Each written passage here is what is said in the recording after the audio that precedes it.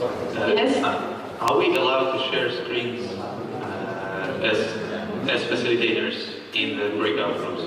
Or can we just the host to make? Recording in progress. Yes, I've made the authorization for you to share your screen normally. Okay. Okay. So now I see that I can do it. Okay. Great. We will do here a small introduction, and like in 5 minutes, I will come back to you and we'll like start the intro of the game and then the game and his team. If it's okay for everyone. Στα έχουμε όλα κουμπλέ. Τέλεια. Στα έχουμε όλα τέλεια. Τι γίνεται καθόλου μου? Κοίμησε, κάτσε. Κάτσε καθόλου τι θέλω.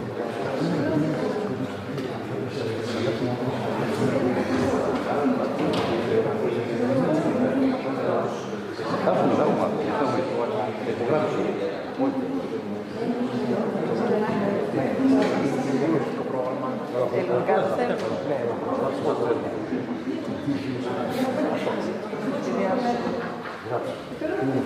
Μίστερ, μπορεί και μία φωνή.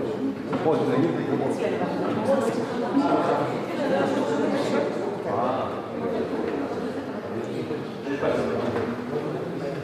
Αυτό χαστογρό.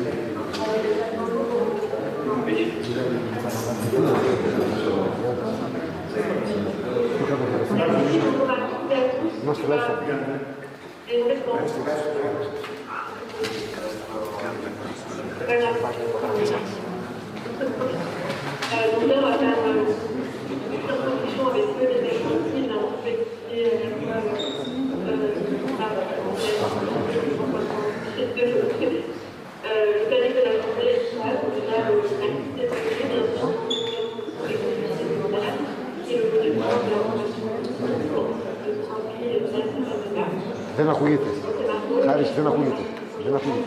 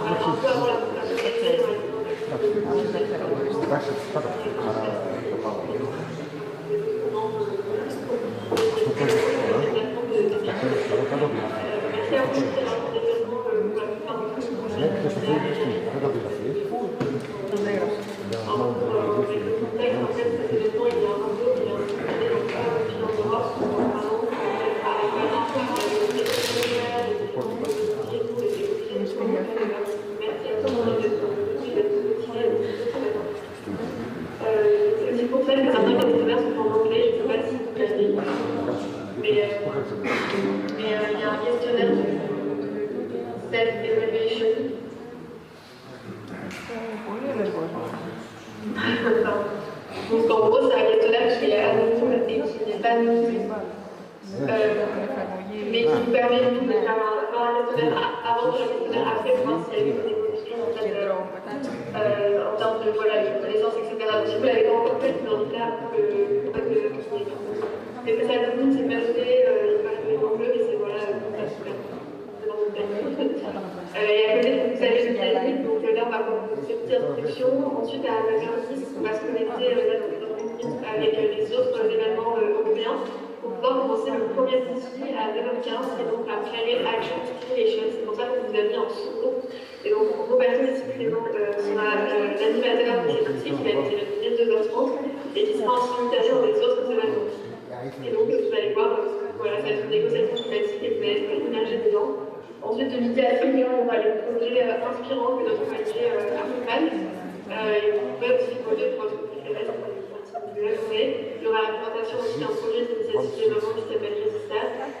qui permettra de montrer d'autres aspects de ce qu'on fait.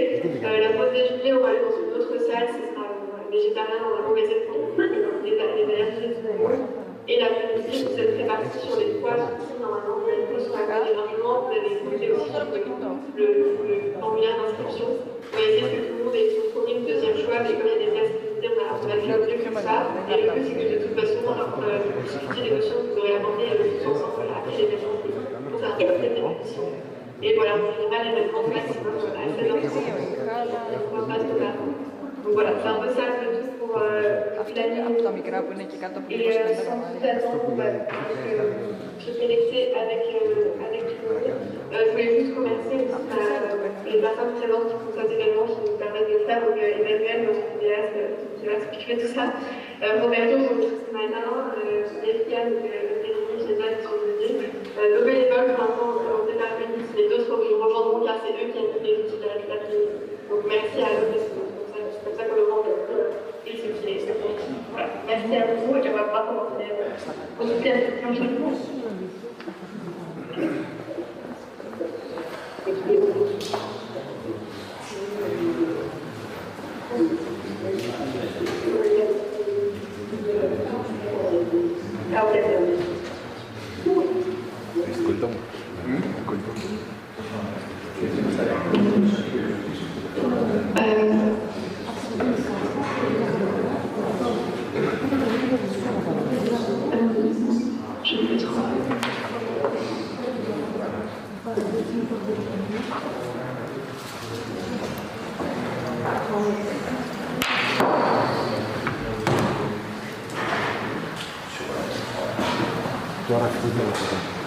Okay, sorry. So hi everyone, can you hear me on the Zoom?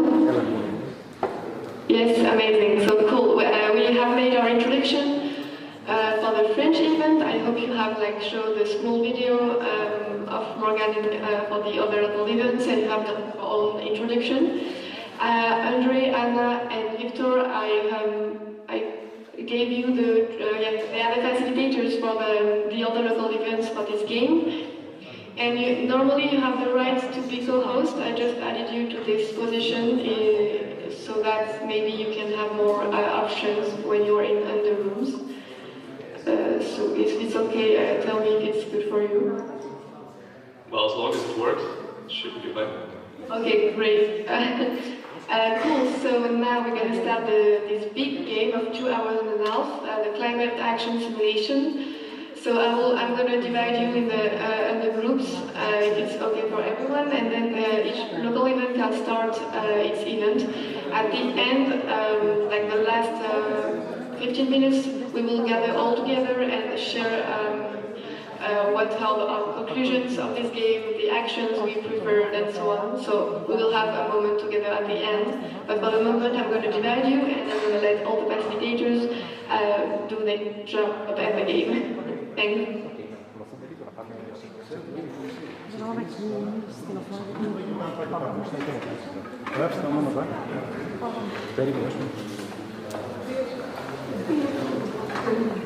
Ok, alors bonjour, déjà je me présente, je suis Roberto Bonino, je viens du monde de la physique des énergies et puis de l'entrepreneuriat dans la formation management, et ces dernières années je m'occupe surtout de nouvelles formes d'organisation et d'éducation climatique, et donc c'est dans ce cadre-là que je me suis formé avec les autres facilitateurs à animer ces événements en utilisant l'outil qu'on va vous présenter.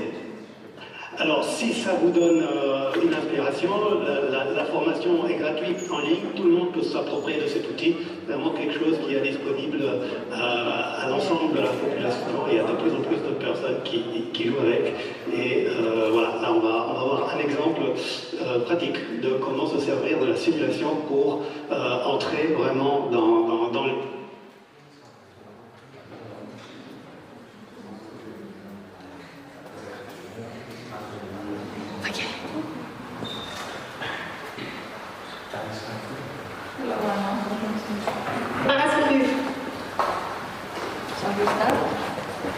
Yes, I'm ready.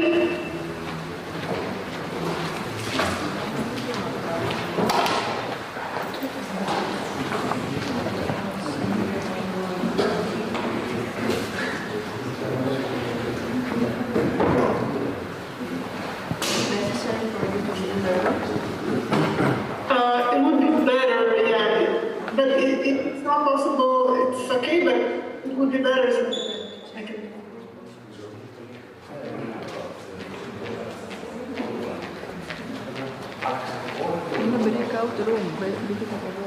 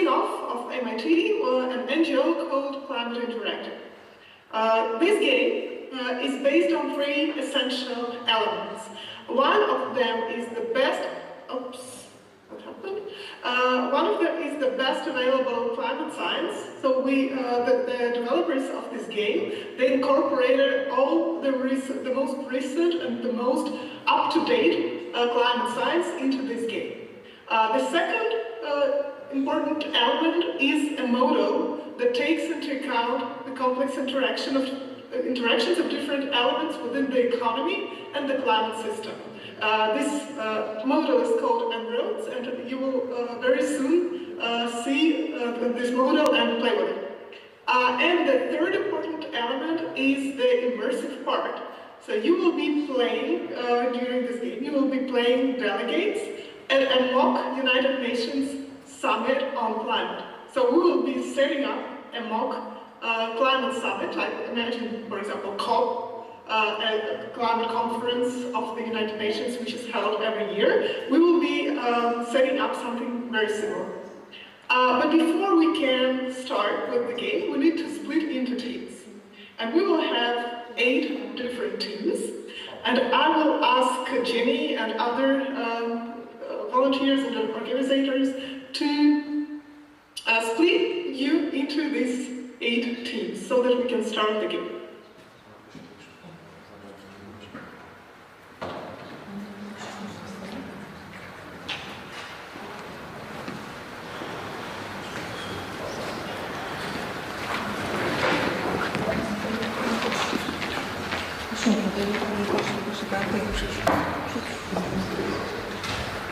Σε 30 μετά γίνεται. Είμαστε 3. Τριάδες δεν είναι λίγοι όμως. 8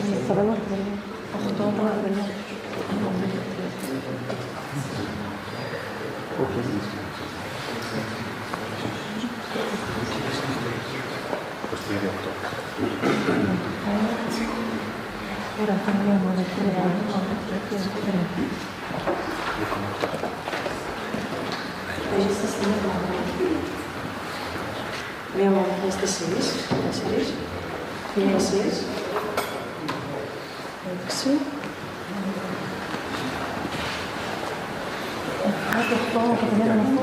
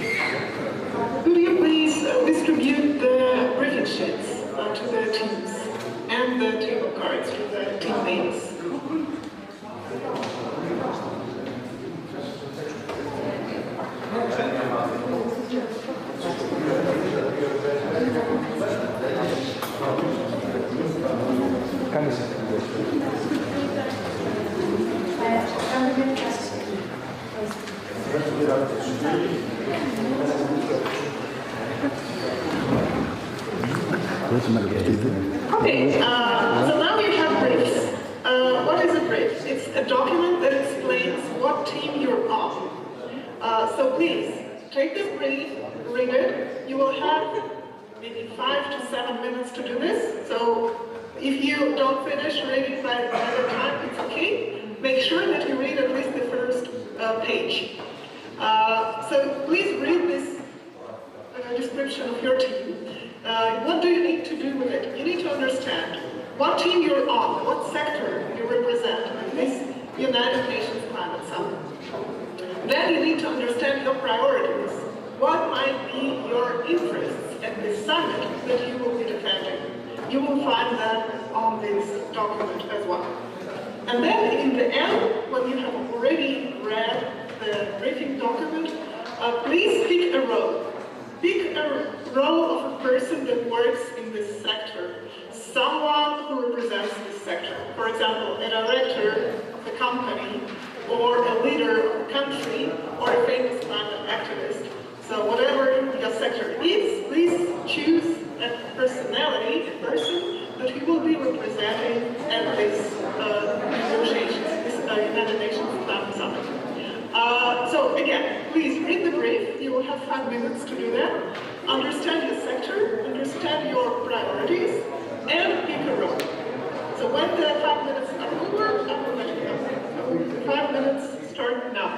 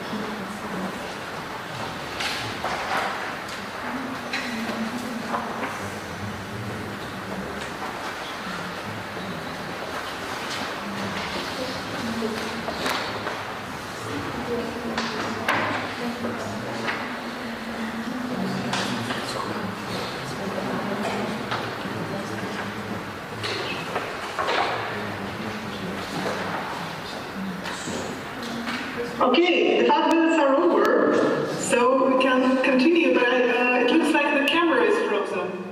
Is it true? I can see you, but the camera in the room is frozen, or it seems so.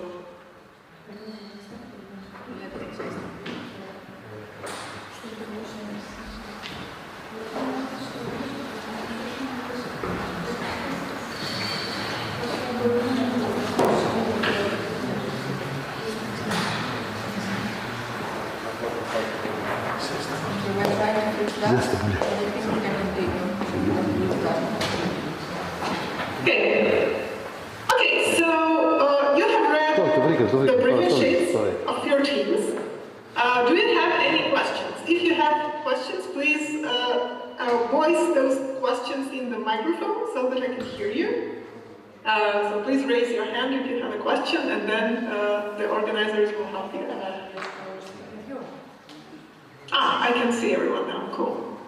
No questions for now, right? Okay. Then, if we don't have any questions, I would like to invite you to the United Nations Emergency Climate Summit. I am the Secretary General of the United Nations. I'm the first female Secretary General, as you can see. And I was very happy that all of you, all these very nice and important stakeholder groups were able to attend today's summit. So let's welcome them one by one. And the first group are world governments. Actually, they consist of 3 different groups. So let's read them.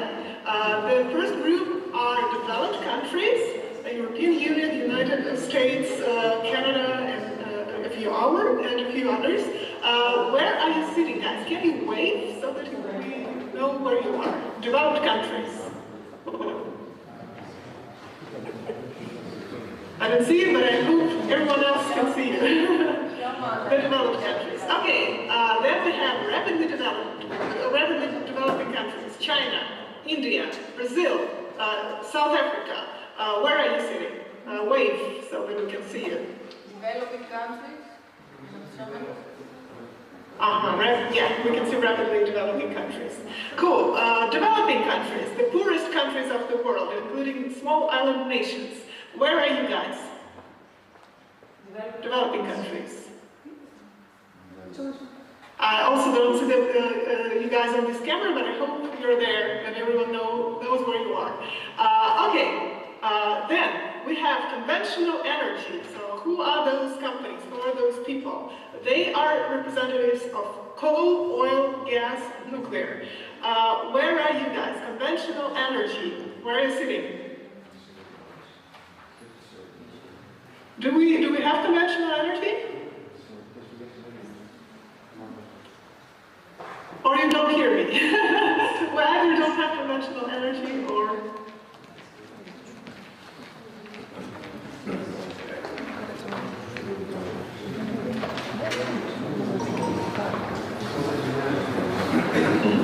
So, on group with the conventional energy, do we have a group with this name? Παιδιά, ποιος έχει αυτό το θέμα?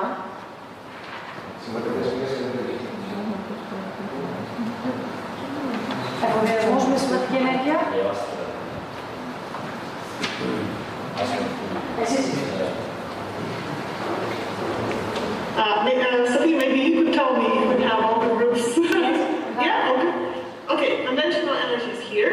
So now we have clean tech. So clean tech representatives are wind, solar companies, companies that make batteries, companies that manufacture electric vehicles, and many, many others. So where is clean tech sitting? Can you wave? Here, but you cannot see them. I can see. Cool. The most important thing is that you guys, different groups, see each other, so that you know where everyone is sitting. Okay, industry and commerce. Where are you guys? Where is industry and commerce? Okay. Those are the biggest corporations of the world, the biggest consumers of energy. So it's really important to hear your voice today because you influence the energy market and the emissions that we are making as a humanity, as a global economy. The next group would be agriculture and forestry. Wave, please, so that you know where you are. Agriculture, forestry, okay. Nice to have you here. So basically the name says for itself. So those are food companies and companies that are in the logging business. Those who make paper or wood or wooden products like furniture, for example, or construction materials. Thank you for coming. And last but not least, climate justice hawks, climate activists. Where are you guys? I hope you will be the most, the loudest people today, because usually you're not given a room to voice your concerns and to hold us all accountable for the emissions and the climate change that is happening. So I hope that today you will really be able to say what you want from us, from the global powers, so to say. Okay, so before we start, let's briefly look at the most recent climate science. And here is the most important graph that we all are looking at with concern, because this is the global average temperature rise. So if we compare the global average temperature with pre-industrial era, so the era before the Industrial Revolution started, we will see that we have already increased the global temperature by 1 degree. So it is already 1 degree warmer on our planet than it was before the Industrial Revolution started in the late 18th century. Why is it important? Why is 1 degree so important? You can think of such a metaphor as the human body temperature. So if our temperature rises by 1 degree, we feel sick. So the same happens to the planet. If the global temperature rises by 1 degree, the planet is out of balance. The global climate is out of balance. So why is this warming happening? It's because of the greenhouse effect. So there are gases which are called greenhouse gases, and that's because they produce this greenhouse effect. So how does it work? Basically, the solar radiation, the energy from sun, comes to Earth, and it heats up the Earth and the ocean. And then this heat is released in the atmosphere and then in the space.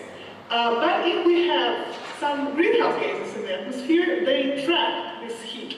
And the atmosphere and the surface water and the surface of the Earth, they get warmer and warmer. So the more greenhouse gases we have in the atmosphere, the warmer it gets on the planet. That is why it is important to keep the emissions of the greenhouse gases very low, or preferably to stop the emissions altogether. This is why the temperature is growing.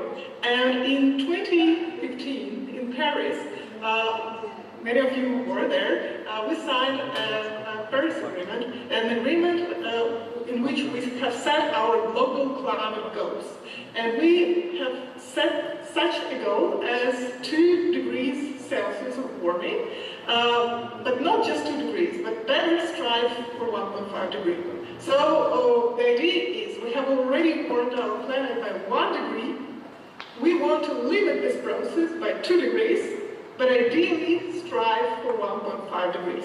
So there's really very, very little room left for the further increase, right? We want to be ambitious, we want an ambitious climate goal, and here it is, a Paris goal of 2 degrees and striving for 1.5 degrees. But if we continue business as usual, if we continue working as we work today, doing the things as we do them today, then we will likely achieve 3.3 degrees of warming by 2100, by the end of the century. So it's not the 2 degrees that we are striving for, it's 3.3 degrees. What would that mean for the world, for the global economy, and for the people of the world? That would mean more heat waves and more people admitted to hospitals because of them. It would mean more forest fires, and I know that many of you, many of the countries and businesses attending this summit today are suffering from forest fires. There are also droughts and floods, and they cause the reduction in yields of basic crops, which might also lead to malnutrition, to increased food prices, lacking of food in many parts of the world, like Africa, for example, and of course sea level rise and climate migration. So all these impacts will be very present around the world if we don't limit global warming to the Paris goal, to 2 degrees. So our goal for today would be to achieve the Paris goal. So we will start with 3.3 degrees. We will start with the business as usual scenario, and we will try to limit global warming to 2 degrees, to the Paris goal.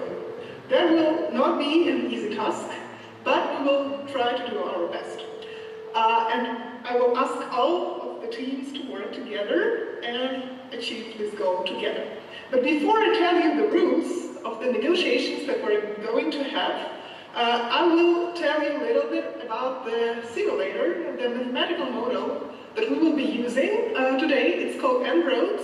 It was developed by MIT and Climate Interactive, and it will help us assess the impact of our actions, of our solutions that we will be proposing. It will help us assess how close we get to our goal. So you can see in this simulator that it has one figure and 2 graphs. So the figure is temperature increase by 2100. So you can see that now it's at 3.3 degrees, but we need to get to 2. So please pay attention to this figure. Then we have a graph called greenhouse gas net emissions. As we now know, because of the greenhouse effect, the more emissions we put in the atmosphere, the higher the temperature, by 2100. So we need to limit these emissions. So also please pay attention to this graph. It's really important. And to the left, you can see another graph, which is global sources of primary energy. And here you can see how the world, how the global economy is sourcing energy at the moment. So you can see that there is coal, the brown wedge, there is oil, the red wedge, natural gas, the blue wedge, renewables, the green wedge, including wind and solar, and geothermal, and many others. Then we also have bioenergy, like wood, for example, wood pellets or biodiesel. It's all called bioenergy, the pink wedge. And a very thin wedge on top is nuclear power. So you can see that the demand for energy is growing, and that we have a lot of fossil fuels in our global energy mix. And this translates into high emissions. So these 2 graphs are really closely connected, because about 80% of global greenhouse gas emissions come from burning fossil fuels. So we will also need to work with those fossil fuels during the game. And now the most important part. I know I have talked a lot already, but please pay attention, because below those graphs you can see the sliders. And these sliders represent the actions that your team and other teams can take during the negotiations. So please pay attention to my explanation, so that you can be confident about what you're choosing, so that you understand better what your options are. So what do we have here? We have a few groups of sliders. The first one is energy supply. And when you propose your action, you can choose to either subsidize or tax any of these energy supplies. So for example, you can tax coal, or you can subsidize renewables. You can tax oil or subsidize nuclear energy, or tax or subsidize natural gas. It's up to you. Also, you can do the same with bioenergy. So subsidize or tax. So promote or reduce the consumption of something, right? Through taxation or subsidies. Then we also have new zero carbon. It's a new source of energy that is not here yet because it was not invented. So you can invent it if you want during the game. And there is carbon price. Carbon price is basically, very simply speaking, it's a tax on emissions. So the more emissions energy source produces, the more expensive it gets when we have a carbon price. So please apply if you think that it's a good thing to do. Also, if you have any questions during the negotiations about any of those sliders, please feel free to ask. But you also have some tips on your team documents, so some explanations. Then we have transport. What can we do with transport? We can increase energy efficiency. For example, by improving energy efficiency of motors, so of the vehicles themselves, but also by implementing public transport, for example, or bike lanes, or pedestrian infrastructure. So all of this is called energy efficiency of transport. And then we can electrify transport. So we can switch from diesel and gas to electric vehicles. What we can do with buildings and industry, that's another group. We can also increase energy efficiency so that our buildings consume less energy. And we can also electrify buildings. What it means is, for example, switching from gas heating, natural gas heating system, to an electric heating system in a building or a warehouse, wherever.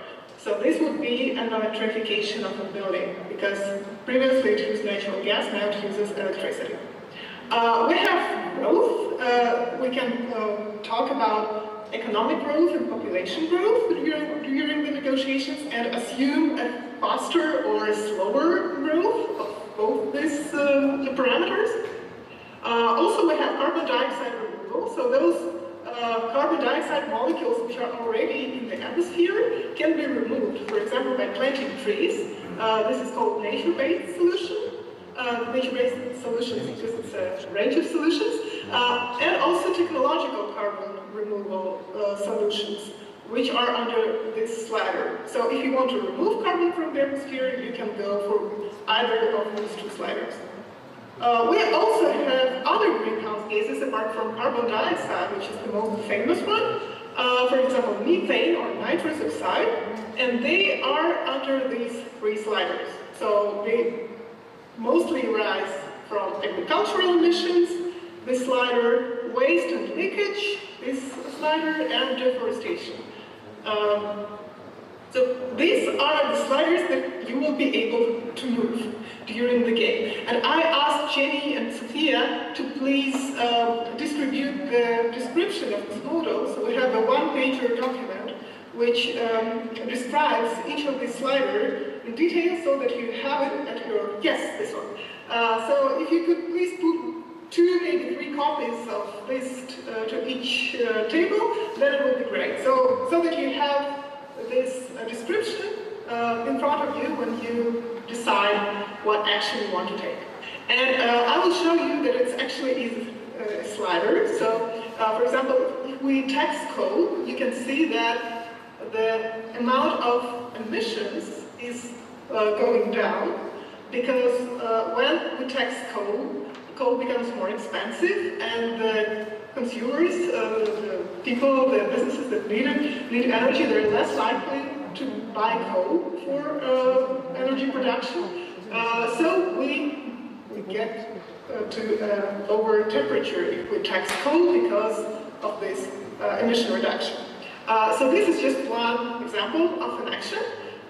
You can take any actions which are on these simulators. So you can pick any action. And here are the rounds, here are the rules of the first round. So let's finally get to the negotiations. That's the most fun part. And we will have 2 rounds of negotiations. And here is the first round. Please stay within your team. So discuss with your team what action you would like to propose on behalf of your team. So our goal is 2 degrees. We're at 3.3 degrees. So we need to implement some very inputful, very effective actions that will get us to our goal, that will reduce global warming to 2 degrees. So each team will be able to propose one action. Just one action. Please remember that you're not allowed to propose multiple actions, even 2. No, you can only propose one action. But also keep in mind 1 or 2 extra actions. You will need them if your action that you have selected originally will be voiced by another team which comes before you.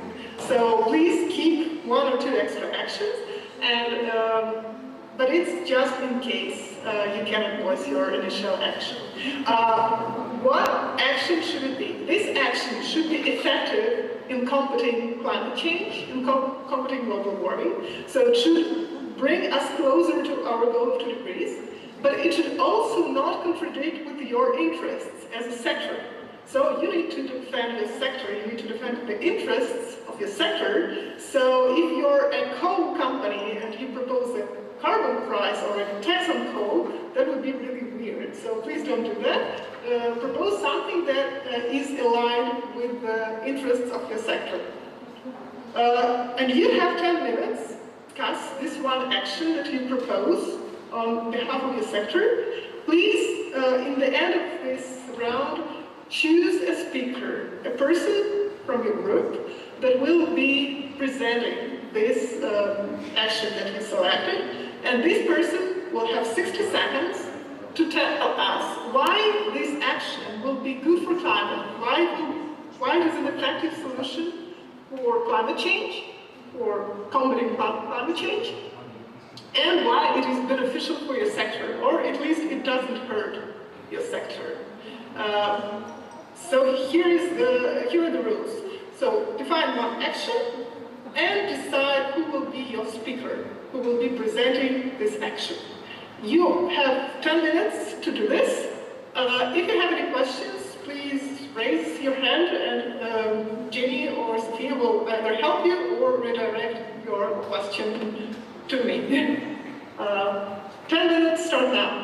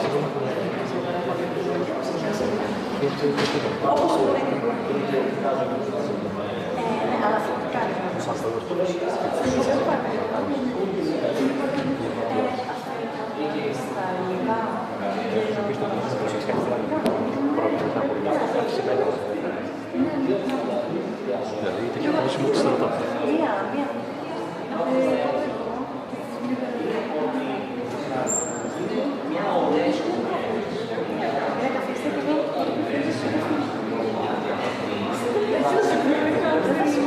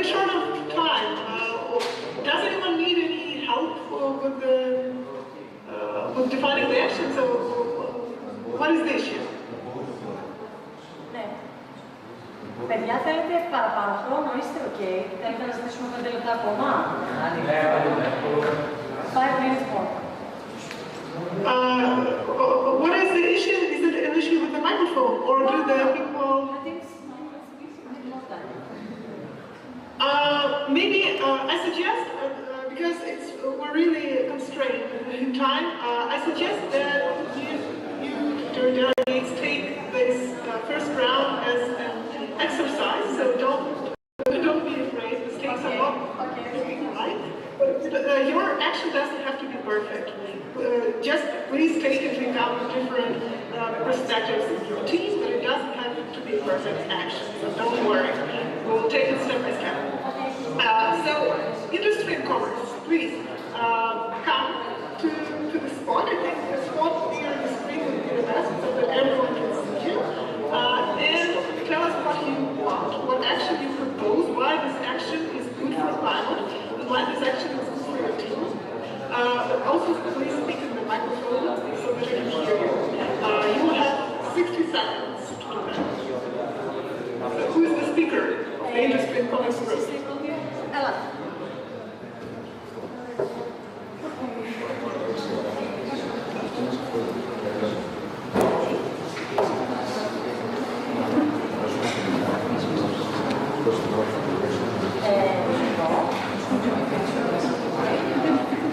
Please welcome the first team.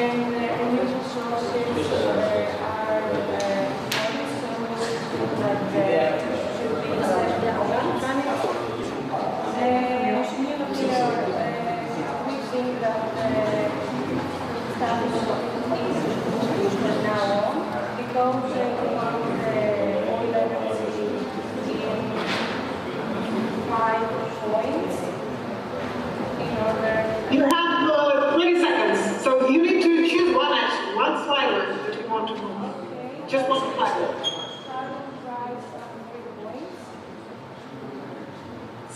So carbon price is your final action, right? The action that you propose would be the carbon price. Okay, wouldn't it be too harmful for your sector? Because carbon price on fossil fuel energy would mean that it will become more expensive. And you are, as the biggest corporations of the world, the biggest consumers of energy. So you will have to pay higher prices for the energy that you consume. Would it be okay for you? Are you ready to do that? Yes, because we think that the populations use resources are also good and that going on the price for us. Okay, carbon price. So anyway, as I said, so don't leave, please. We'll need to decide on the size of on how big the carbon price will be. So carbon price is basically a tax on emissions, and it makes those energy sources which are emissions heavy, like fossil fuels, it makes them more expensive for the end consumer. But before we introduce a carbon price, in our scenario, we need to decide how big it will be. And I will give you some reference. So for example, in China, carbon price is about, okay, in most countries of the world there is no carbon price. In China, it is about 10 euro. In the European Union, it is fluctuating between 80 and 100 euro. And the highest carbon price is in Uruguay, it's 150 euro. So the range is really big. So you need to decide which carbon price you select, or how big it will be. But you also need to keep in mind that there are a lot of poor countries in the world that cannot afford a very high carbon price. So please choose the amount that will be both effective and fair, so that it doesn't hurt the poor countries too much. Of course, they will be hurt anyway.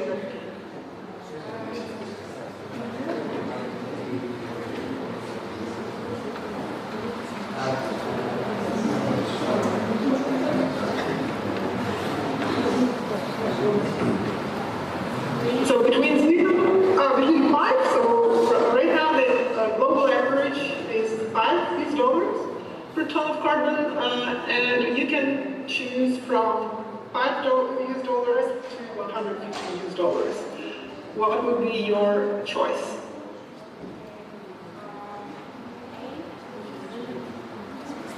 $8. So slightly increase the carbon price from what we have now. Okay, let's try. It is definitely a good decision because it doesn't hurt the poor countries of the world. $8 US dollars per ton of carbon is more or less what we have in China right now. So it is significant, but it's not too high. And we can see that the temperature went down because of the fossil fuels, which also went down. Carbon price hurt some of the fossil fuels the hardest, like coal and oil, for example, but we still have a lot of them because the carbon price is very low in our scenario. It's just $8 US dollars per ton of carbon. So a nice first move.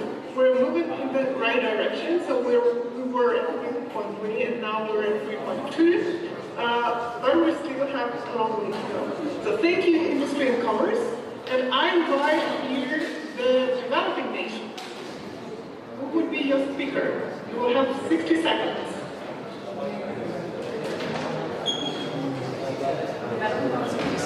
Industry, developing nations. Please also, when you present your action, don't forget to mention why it is good for climate, why it is good for your sector. And also please speak loud so that everyone can hear you.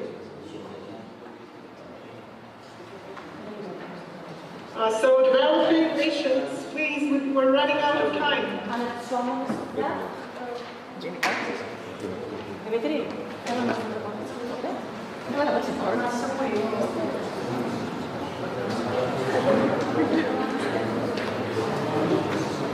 $60 seconds. I am keeping the time.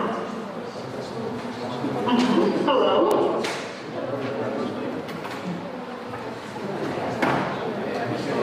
Yes. Okay, so developing countries.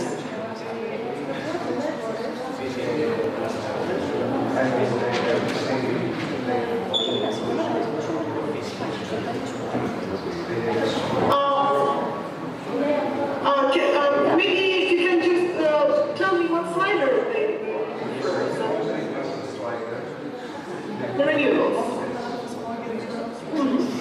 Okay, so we can subsidize renewables and see how it comes. And it makes perfect sense because developing countries are relying heavily on fossil fuels right now, and if they want to get independent of these fossil fuels, they need to develop renewable energy. So it makes sense that developing countries are proposing this action.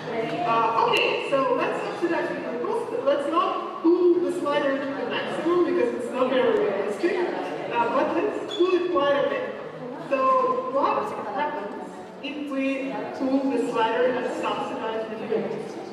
You can see that the renewables grew, the wage, which is the renewables wage, it grew because renewables got cheaper, and that means that more customers, more end consumers are buying renewable energy. But renewable energy is already the cheapest source of electricity in the world.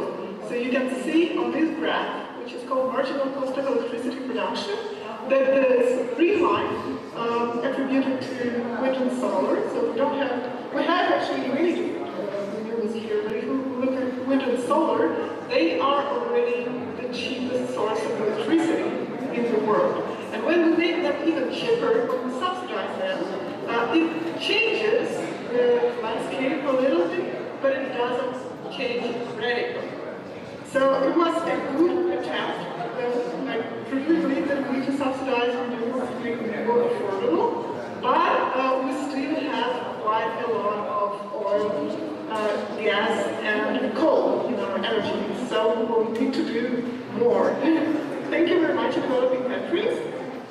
And I invite here agriculture, and the next one will be rapidly developing countries. So you can already prepare some rapidly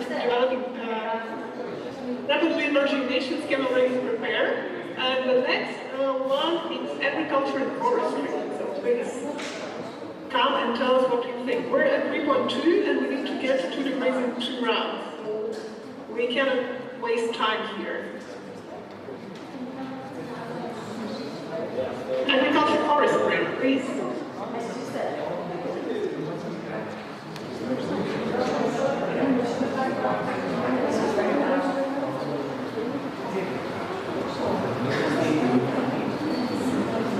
Agriculture, do you have a speaker? If you don't have a speaker, just anyone can speak. Okay.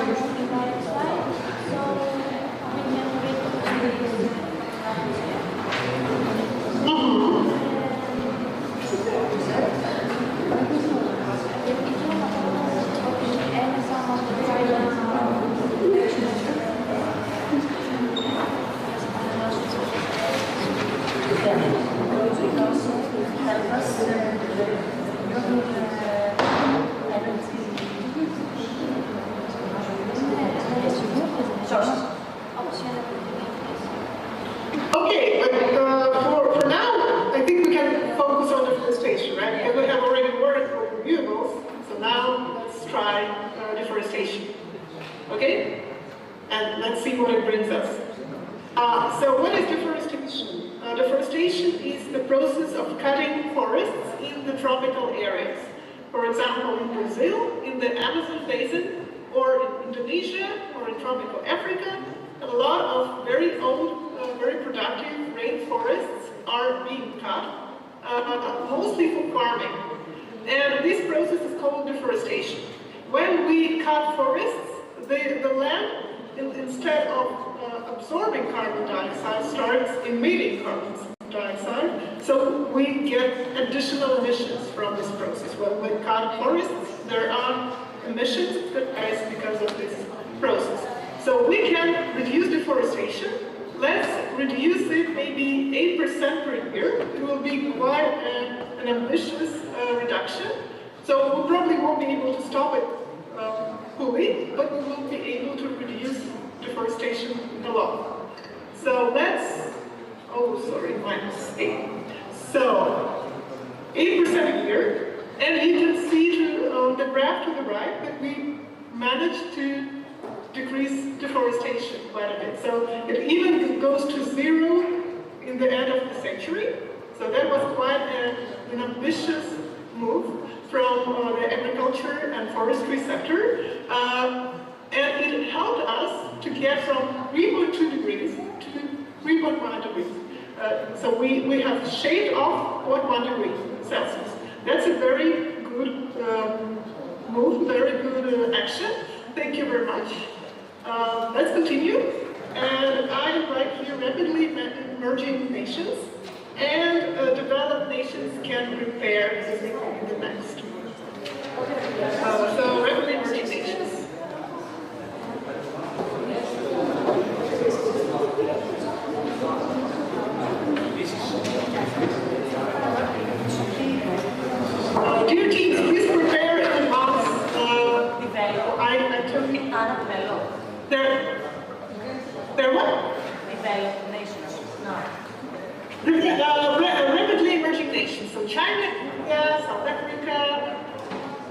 Brazil.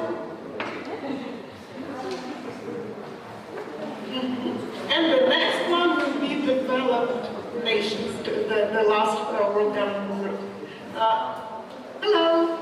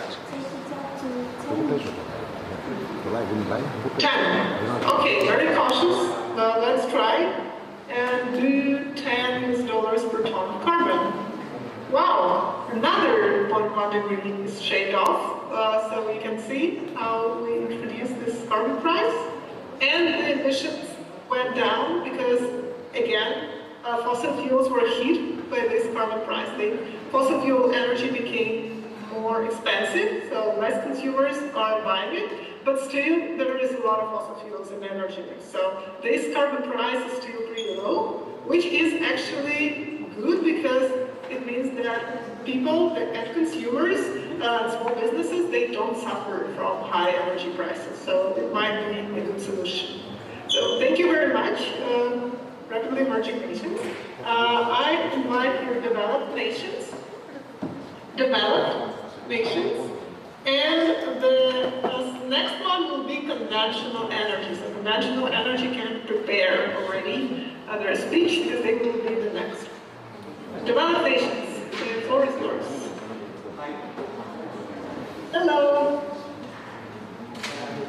Please try to speak so that everyone can hear you, not just me.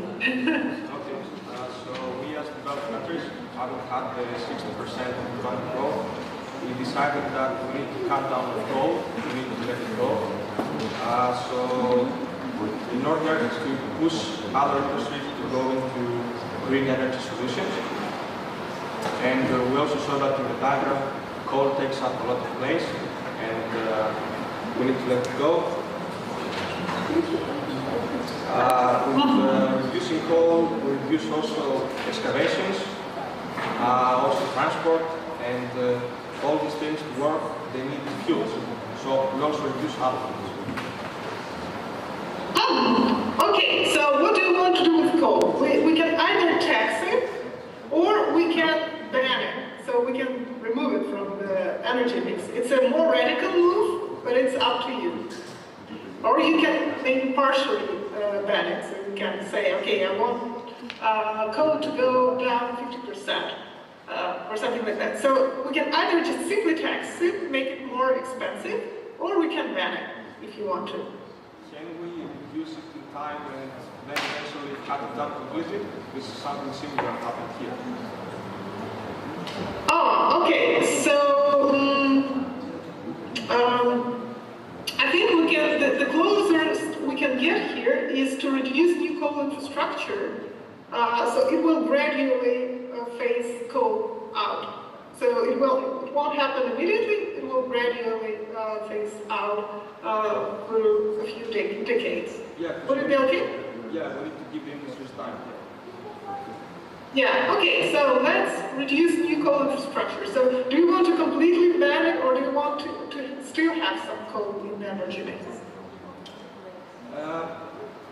Maybe a very, very small percent that it will benefit. Okay, maybe 10%. sorry. 10% or leave 10%? Leave 10%. So it will be reduction, 90% reduction.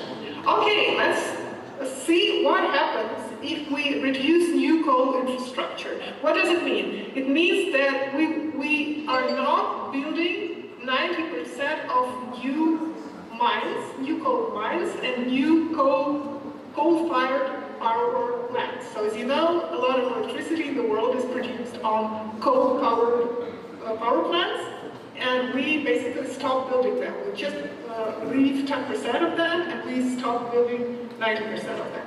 So no new mines, no new power plants running on coal. Let's see what happens if we introduce this action. And it's another 1 degree. So you can see that coal is gradually being phased out because we almost stopped building new coal infrastructure, and that means that there is no new infrastructure coming in. So the coal consumption is going down, but as you said, it is a gradual process. So it's not very sharp, it's not very fast, so that the economy and the businesses can adapt. Also, a very important thing to know about coal is the air pollution that it causes. So you can see that in many, many cities in the world, especially in India, for example, or Indonesia, where coal is a predominant source of power, source of electricity, the air quality is very, very low because of the fine particles. They're called now 2.5 emissions. So these fine particles are they're very dangerous for health, for cardiovascular system, for lung system. So when we reduce the burning of coal, we also improve air quality in these cities which rely on coal. So thank you very much. Developed nations, that was a very bold move. It helped us get closer to our climate goal and also make our air better, air quality better. And I invite here conventional energy. And the next team to speak will be activists, climate hops. So please prepare. And now conventional energy, please. What would be your action that you propose?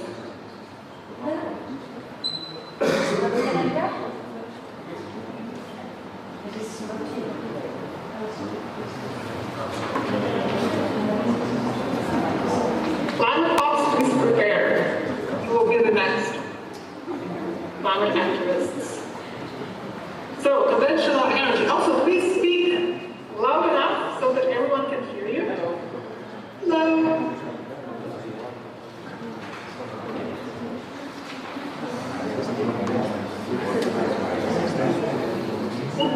Please speak nicely so that we don't run out of time. Please.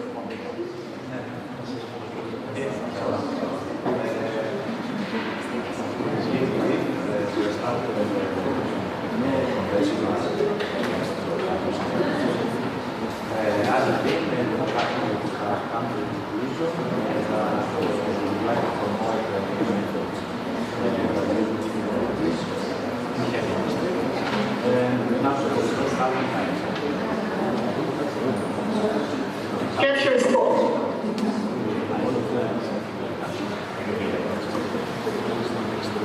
Okay, so we don't have hydrogen here for now because it's an emerging technology, but we still can utilize some technological carbon removal. It can be either direct air capture, so when the air is pumped through a membrane, through a plant with a membrane, and there carbon dioxide is absorbed by this membrane. It's called direct air capture. Or it can be enhanced mineralization when we use basalt rock that we crush and distribute, for example, in a field or somewhere, and then basalt absorbs carbon dioxide. It can also be another method. So those are two technologies which are already advanced enough to say that we can estimate their impact. So if you like them, we can try them out and see how good they are, how effective they are. Of course, and at the point where we start the hydrogen,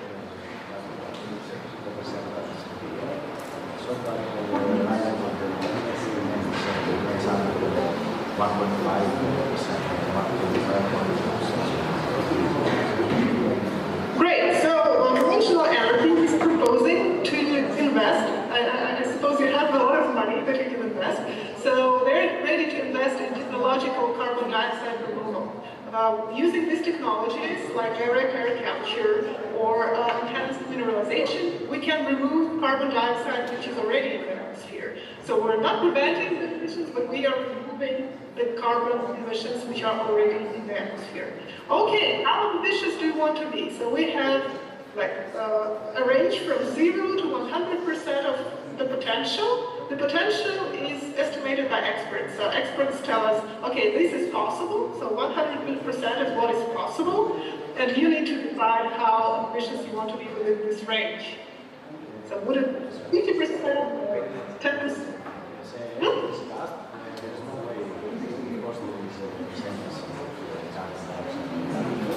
So we just want to reduce the one that the industry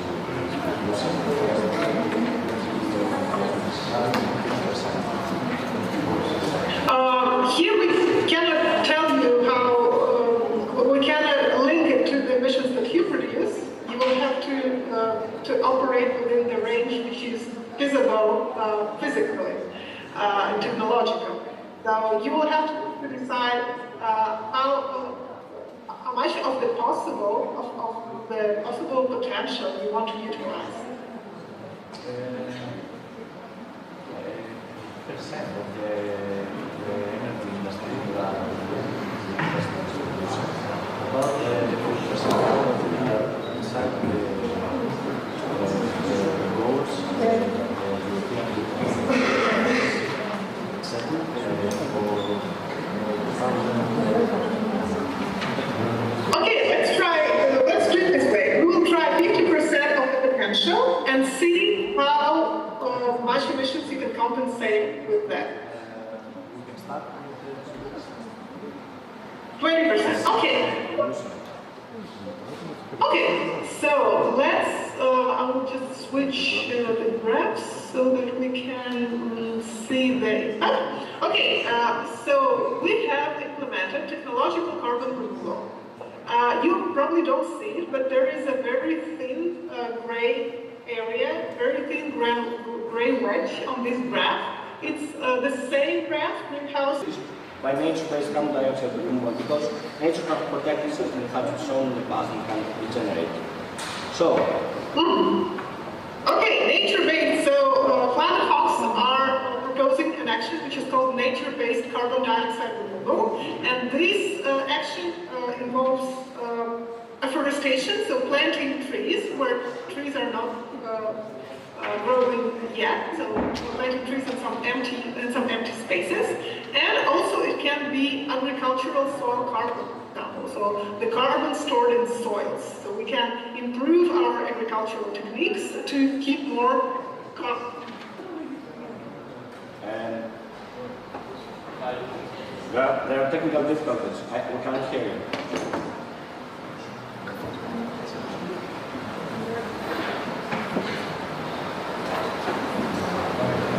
You cannot be seen nor heard.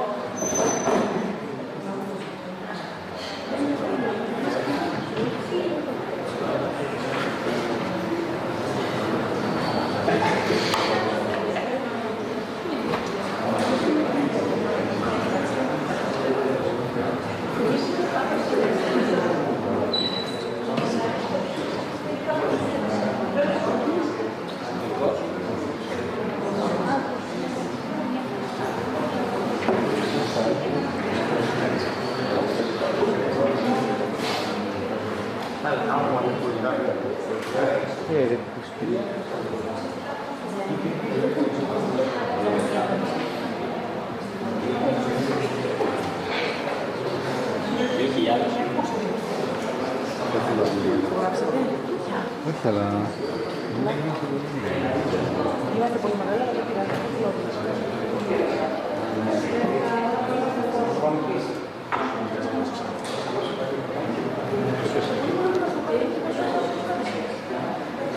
Το κεφάλαιο του Τζένι.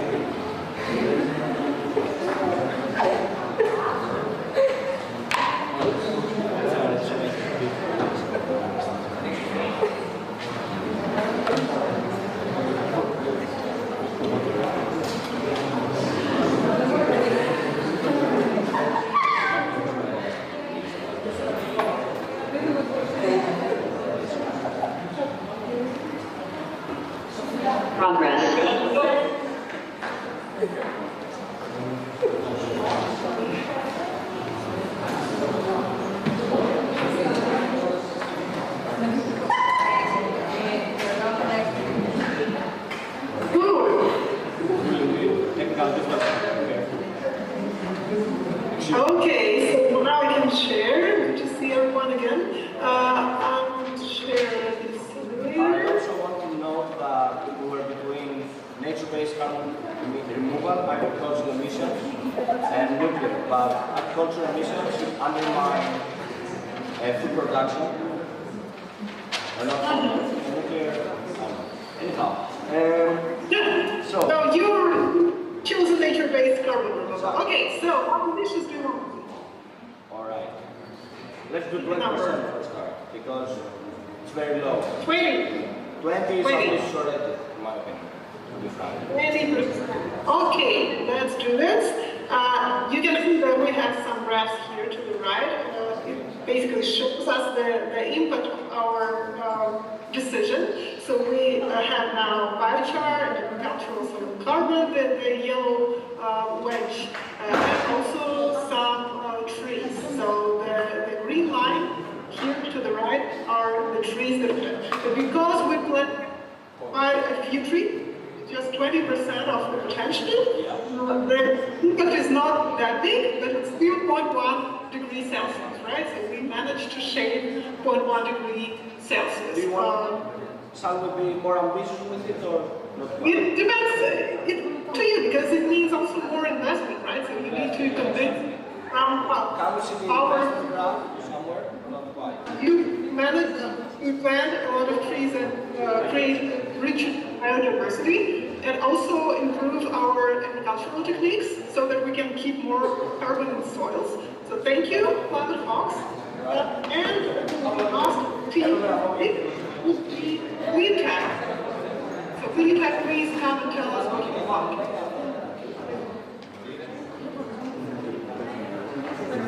Green Tech, please be in a hurry because we have very little time.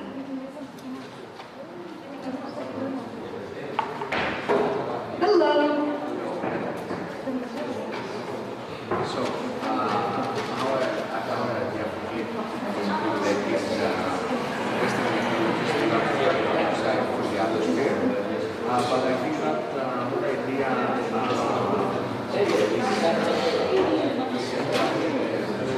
before us. Yes, exactly. So, we have another idea that we want to say the second idea that we have. So yeah, please tell me what slider you want to move.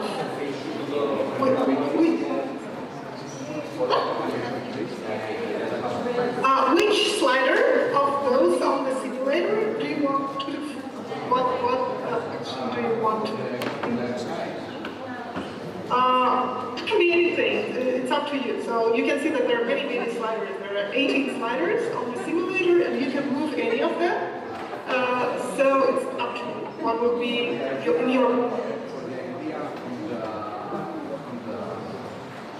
Investing in technologies to capture dioxide from the atmosphere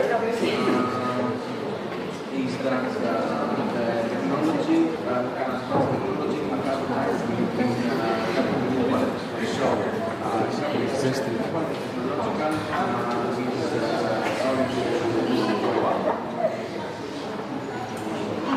okay, so you want technological carbon removal, right? You want to improve it further. So conventional energy moved it to 50%, and you want to move it even further, right? So how ambitious do you want to be? 100% or less?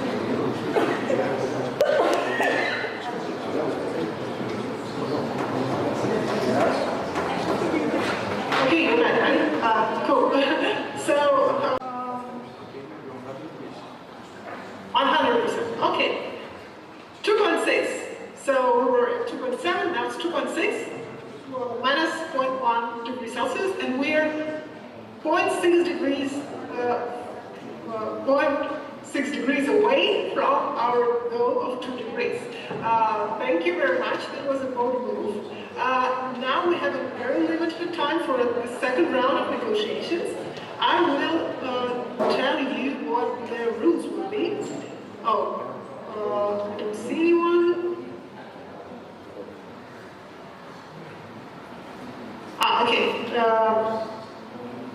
So, the rules of the second round of negotiations. Please let me know if you can hear me, because I don't see anyone. Can you hear me? Yeah? So second round, we don't have 20 minutes, so you will have just 15 minutes. 15 minutes for this round. What you need to do, you need to talk to other teams. Because right now you were coming up with ideas, with actions just on behalf of your team. You didn't have to take into account the perspective of other people, other sectors. Now please send one or two negotiators, maybe three if you're a big group. Please send people to other groups and try to figure out what actions you could take together. So, for example, you are industry and commerce, and you want to increase energy efficiency of transport, but you also want to electrify buildings. But you cannot take those two actions together because you only have one action. So you can go to another team, for example, to developed nations, and say, guys, what if you propose the electrification of buildings? It's a really nice initiative because it will help you reduce your emissions as countries. So this is an example of what can be done. We only have one round to get to our goal, so we need to be very creative. We need to identify the best solutions. So please think of 2 or 3 actions which you think are really, really impactful and will help us get to our goal of 2 degrees. Then try to convince other teams to take 1 or 2 of those actions. Why it is important? Because you cannot propose 3 actions. You can only propose 1. So try to convince other teams to propose other actions that you think would help, other actions that you think are really impactful. So please spend maybe 3 minutes in your group and then move to other groups for negotiations. Spend maybe 5-7 minutes, I will tell you how much time you have. Spend maybe 5 to 7 minutes in negotiations, and then get back to your team and tell them what you have learned about other teams' plans and strategies. What are they planning to do in this round? So let's do real quick, 15 minutes. Please start now.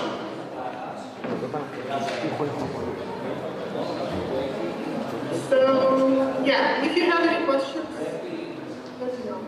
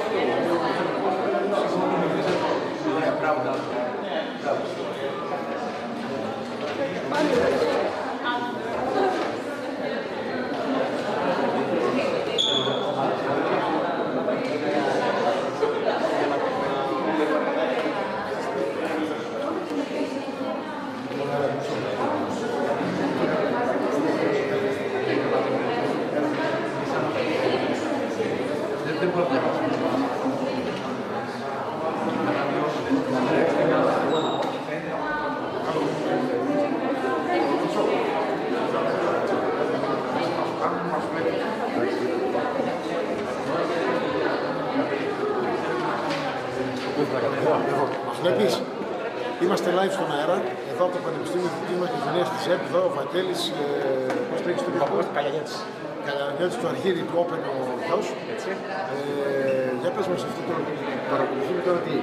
Αυτό είναι ένα πρόγραμμα Erasmus, το οποίο γίνεται σε 4 χώρες και έχει σκοπό να δημιουργήσει ομάδες νέων επιχειρηματιών σε θέματα γύρω που ευαισθητοποιείται η Ευρώπη, γύρω από την κυκλική οικονομία και τις πράσινες ενέργειες. Έλα Σοφία και εσύ εδώ, αν θέλεις. Η Σοφία θα τη δείξουμε μετά, τρέπεται. Τώρα κάνουμε στο ίντερνετ, έχουν διάλειμμα τα παιδιά τώρα. Άρα το ζωντανό δεν το κόβουν, το κόψαμε κανένα 2 φορές λόγω ίντερνετ. Συμβαίνουν αυτά στα σχολεία. Τεχνικά θέματα. Όσοι ξέρουν από αυτά καταλαβαίνουν. Η Σοφία κάτι σε ποια πέρα δίνει, δεν θέλει. Δεν θέλει, όχι. Έχει τρόπο η Σοφία, το μείνει το 3, το 2. Θα το φέρει την άλλη φορά. Κάνουμε κόντρα. Εντάξει. Κάνουμε μια κόντρα γύρω από το Πανεπιστήμιο. Λοιπόν, εδώ είμαστε εδώ, το voion.com, καλή δύναμη και καλή αντάμωση στο Voion. Τα λέμε.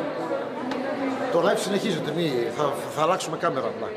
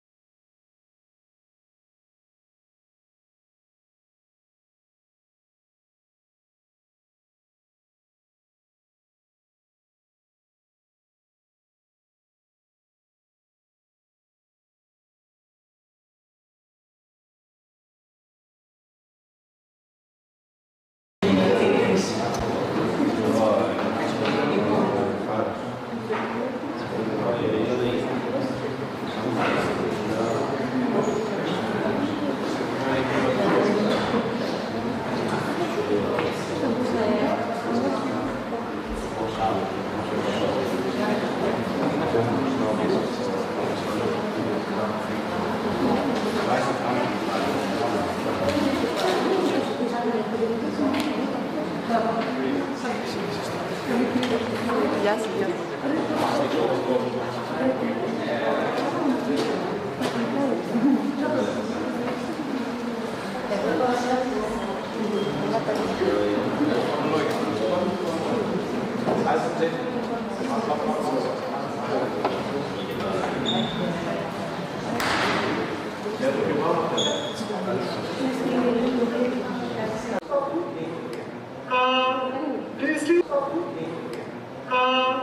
Do you still want the reduction in infrastructure, or what do you think? Because you can see that oil is basically replaced with natural gas. So. Yeah. But we need to decide what to do. I think oil utilization reduction okay, by how much? By 15%. 15 or 15? 15%. 15%. Okay. That's something. So we reduced oil consumption and we reduced emissions from oil. But of course, it's not the magic pill, right? It doesn't get us to degrees, but it contributes to our goal. So thank you very much, Plattenhouse. And the next team, Developing Nations. And please, the next, after them, there will be Developed Nations speaking. So Developing Nations and then Developed Nations. So please come together. We don't lose time. Developing Nations.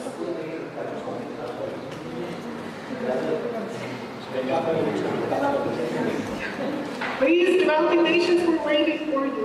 If you're not ready, then please don't tell me you're not ready. Okay, hello. Oh, yeah, great. Just tell us what slider you want to watch. So you move it further to the maximum, right?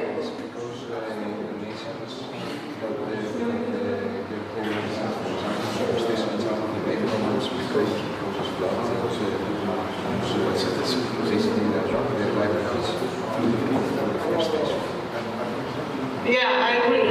Okay, let's be more aggressive on the measures that prevent deforestation, and let's make it 10%. So it will be minus 10% each year, so really aggressive reduction in deforestation. So let's see. You can see that we managed to do it really well, but it didn't reduce temperature a lot because we already did most of this before, right? So it was a little addition to what we have already done in the previous round. But thank you very much. You protected your interests. That's what we encourage everyone to do. Thank you, Developing Nations. And I invite Developed Nations. Where are you? Where is the speaker? And the next one would be Rapidly Developing Nations, Rapidly Emerging Nations, sorry. Rapidly Emerging Nations will be the next.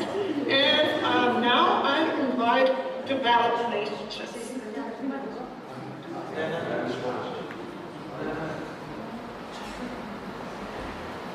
Developed Nations, please hurry up.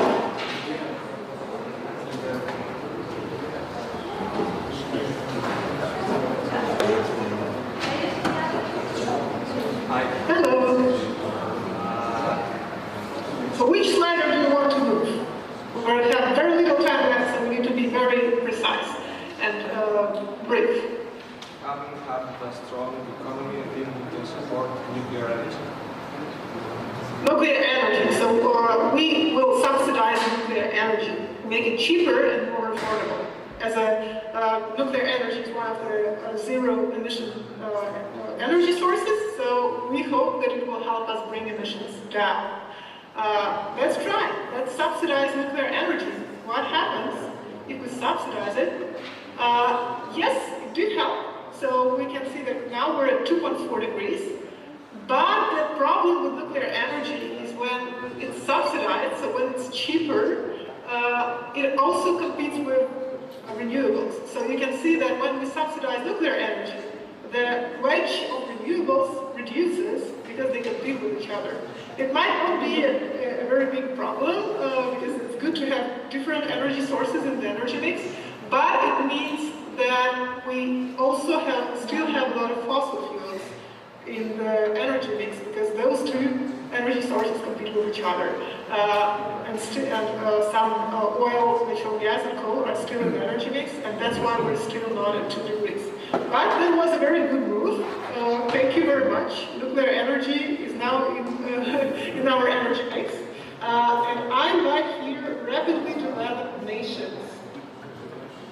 And the next team would be industry. So industry, you can already come and speak after rapidly developing nations.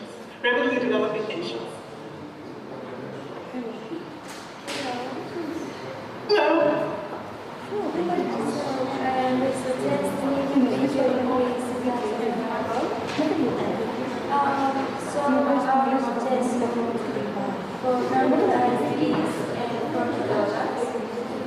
In order to take tax invested to renewable sources and make a significant increase to the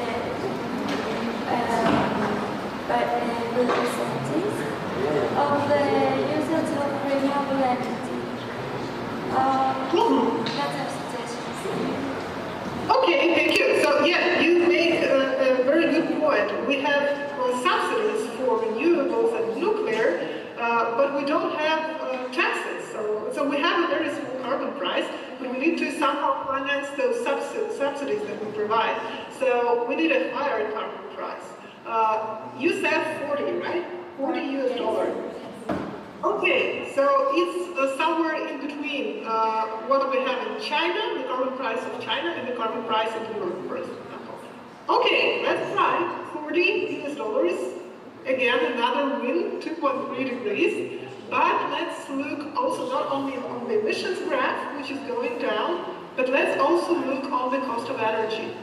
So cost of energy is affected by carbon price because carbon price affects fossil fuels, and if we have them in the energy mix, it means that that energy, fossil energy, is getting more expensive, and our customers, our small businesses, people living in our countries, they will suffer from these higher energy bills. But the good news is that this increase is not that high, so it can be managed. So thank you very much. You brought us even closer to our degree, to our goal of 2 degrees. And the next one,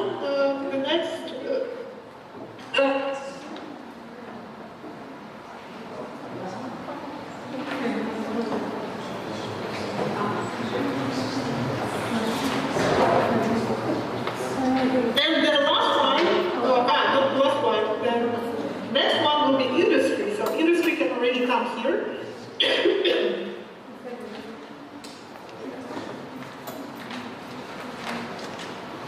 Rapidly emerging nations. What do you want to move? Well, what is called the energy efficiency in transportation.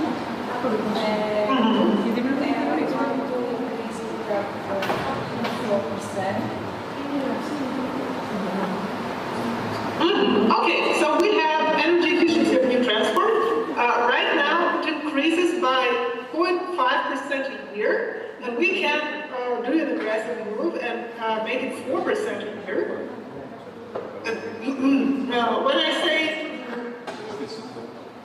energy efficiency of transport, I mean energy efficiency of motors, of vehicles themselves, but also, for example, implementing public transport solutions or building pedestrian paths or bike lanes. This is all considered transport energy efficiency. Okay, let's see what happens if we radically increase energy efficiency of transport. Again, another win, 2.2 degrees. Look how our energy mix is shrinking when we introduce energy efficiency measures. It means that we produce the same amount of goods and services as the global economy, but we consume much less energy, both renewable and non-renewable. So it's also good. It's good for the stability of our energy system. Thank you very much. Very bold move. And I invite here industry, the speaker from the industry group, and the last group to speak in this round will be agriculture. You can also come here. You will be the next. So industry, please. Really?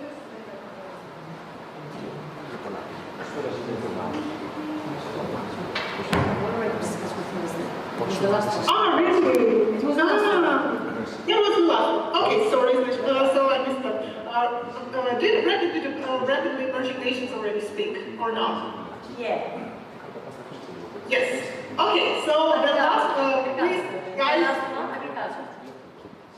That's the only one. Okay, it's important that we don't forget anyone. So agriculture is the last to speak in this round, so a lot of pressure on the shoulders. But don't be afraid. It's all okay. We're already at a very good point. We have already achieved a lot. We're at 2.2 degrees. It's much better than 3.3. So please present your action, and that will be the last action in this summit. So, we choose to decrease bioenergy. So, in cooperation with the renewable energy team, we can enhance the reduction of bioenergy to increase renewable energy sources. In addition, we are going to work with a group that increases the development of the ecosystem as they help protect the biodiversity. And finally, we can work with the group that sets the price of the coal to raise the price by discouraging from using fuels. Okay, now you need to choose one action. One slider, one action. We choose to decrease bioenergy. Bioenergy. So we will be taxing bioenergy, making it more expensive, and we hope that that will help us combat the emissions from bioenergy, from burning bioenergy. Okay, let's try it. Let's tax bioenergy, wood pellets, biodiesel, and stuff like that.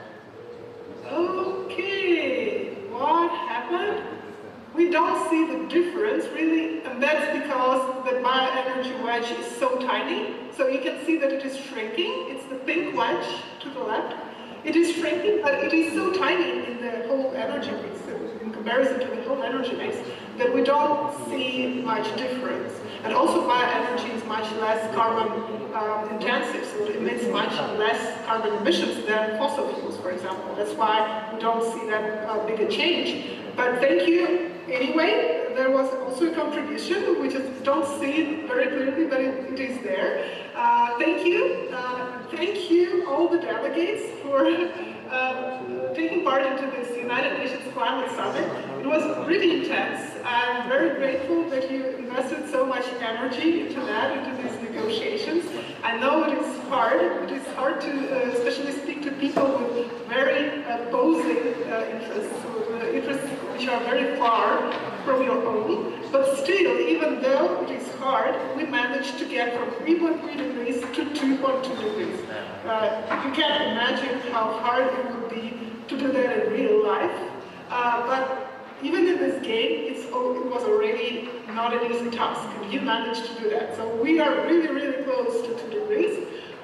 And I suggest that now we take a deep breath and finally get out of our rows. I will also change my Zoom background, and we can get back to ourselves, to what we are, to who we were this morning before we started playing this game. And we still have just two minutes of time before we move to another stage, to another step of the whole event. And I encourage you to look at this scenario that we created.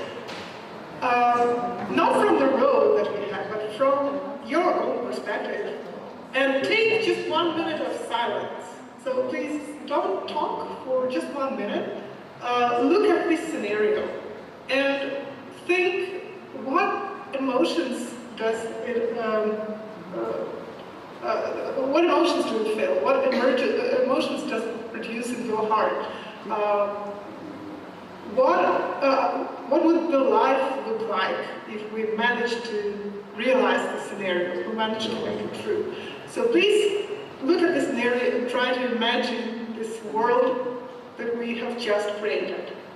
Just 1 minute of silence, and then we proceed to another stage.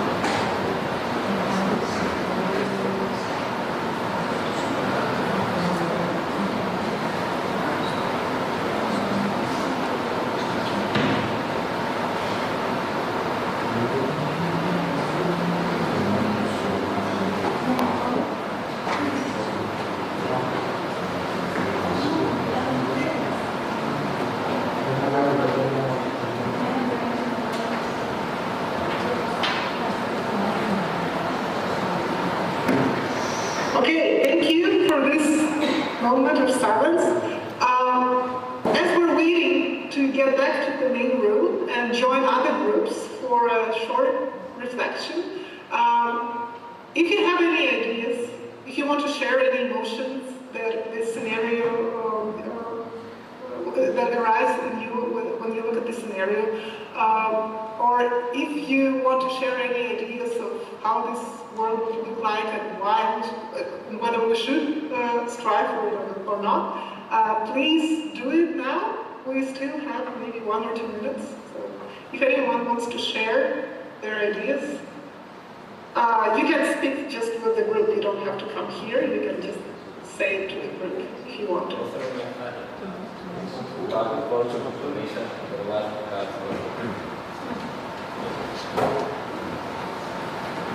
Hello once again. I want to ask you something. May you turn the agricultural emissions all the way down. I want to say something. Yeah, just a sec. Agricultural emissions, those are methane and nitrous oxide emissions. If we bring them down, you can see that methane and nitrous oxide are going down here on the right graph, and also the methane emissions on the right graph, on the bottom right graph. So it also helps to get us closer to the race, but also it's not a magic pill. What's the most efficient way? That's what I was wondering. What's the most efficient way to cut down emissions out of all of these? So I encourage all of you to just take this simulator and play with it. It's completely free. It runs in the browser. It's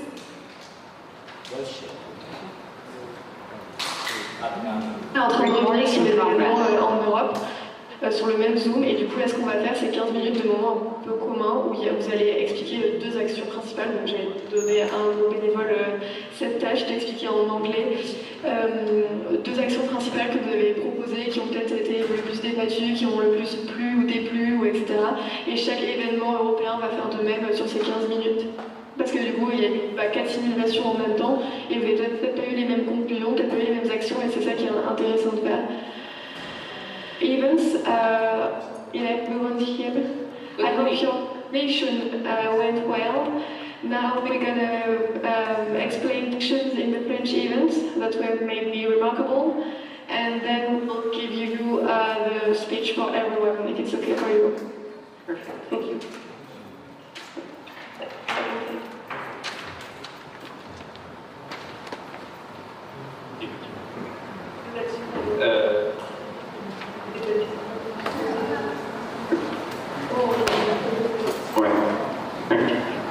The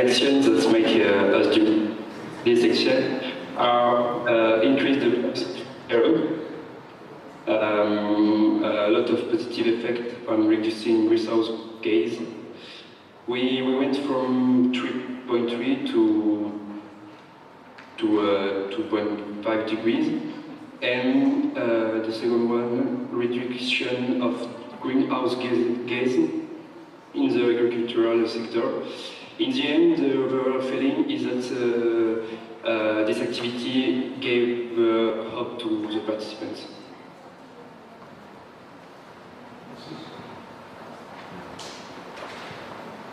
You can hear the noises exactly the same way that they don't hear noise. They only hear the mic.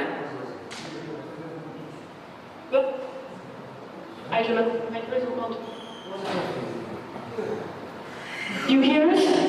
We hear you, but not the noise in the room, only the person with the mic.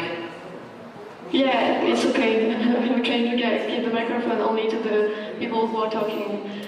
So maybe the Spanish event, you can start now by saying what were your two main actions. Mr. President, Andrew, would you like to take that? Do I have somebody that knows? Or if you'd like to give words to someone in the room, like I'm also happy about that. Anna, will you? Sure. We have somebody that took notes, but I'm not sure what he wants to talk about that. Will do?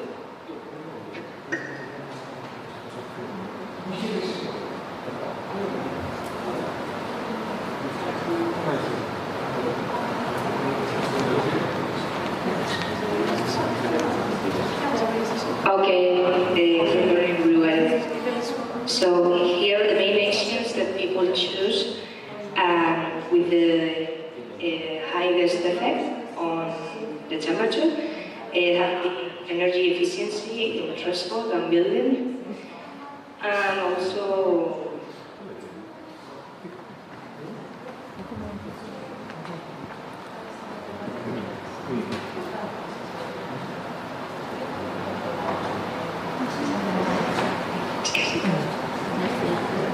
that's it.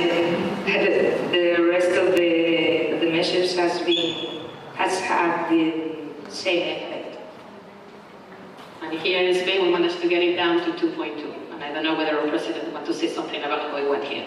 It's actually 2.1. 2.1, even better. It's 2.1, it is better, yes. No, I must say that the group played extremely well in the sense that everyone was trying to be reasonable. One likely reason why we haven't made it to 2 degrees is somehow we could not get to the carbon price, which is one of the more potent actions, but we haven't. And that's also a testimony to people playing realistically, because it is a very drastic action that would hit a lot of industries, so people were trying to avoid it. So yeah, great play. It was like the maximum that we could achieve in such a little time. So thanks a lot. And I'd love to hear someone's feelings about that, but probably we don't have time for that. So I hope share them with everyone. You will share them with everyone and with each other. And yeah, thank you for that. Okay. Oh, sorry. In France, it was 1.7. So yeah. Yeah, we don't have any more money. Now maybe to Finland, if you're ready. Yes, thank you very much. So in Finland, we have reached a climate scenario of 2.1 degrees Celsius, very similar to the other group, coming very close to 2 degrees Celsius. However, we know that the devil lies in the details, and we were stuck up in the details for quite some time, especially when it comes to coal emissions. Coal emissions, it was highlighted how much it contributes to air pollution, how much it contributes to health effects. So we're trying to fine-tune how coal can be decreased alone. As well as on the other hand, we put in place quite a few subsidies in terms of renewable energies, but also in terms of investing money, investing effort into R&D for new energies, new zero carbon energies. And we also discovered areas which contribute to warming and have a much more of an impact on warming than decreasing. And it came as a surprise in the area of bioenergy, as it only contributed to warming, coming as a big surprise for most of us in the room. However, I'd like to ask maybe someone from Finland to share an impression. It can be a feeling, it can be a personal opinion, it doesn't have to be technical. Is there someone from Finland who would like to do this? Yeah, it was very interesting. We really enjoyed it. There was a lot of little bits to it, and it was interesting to see how there wasn't one massive change you could do just by changing the percents or whatever. So yeah, it was very intricate. Thank you very much for sharing that. All right. Thank you very much. And maybe now to Greece. Yes, so over in Greece, we have built a scenario aligned with the 2.2 degrees of global warming, similar to other teams, so quite a lot has been done. We had quite a heated debate around carbon price, because the teams didn't want to increase it very sharply, so it took us three turns to get to a carbon price of $40 per ton of carbon, which is still quite a moderate price. So you can also see that the participants were playing quite realistically, so we understood the implications of a high carbon price for the economies and consumers, for the people in their countries. And also, one of the most impactful solutions was banning new coal infrastructure. It not only helped to bring emissions down, but it also improved air quality, especially in the cities where a lot of coal-fired power plants are present. So those were two most heavily debated actions in our group.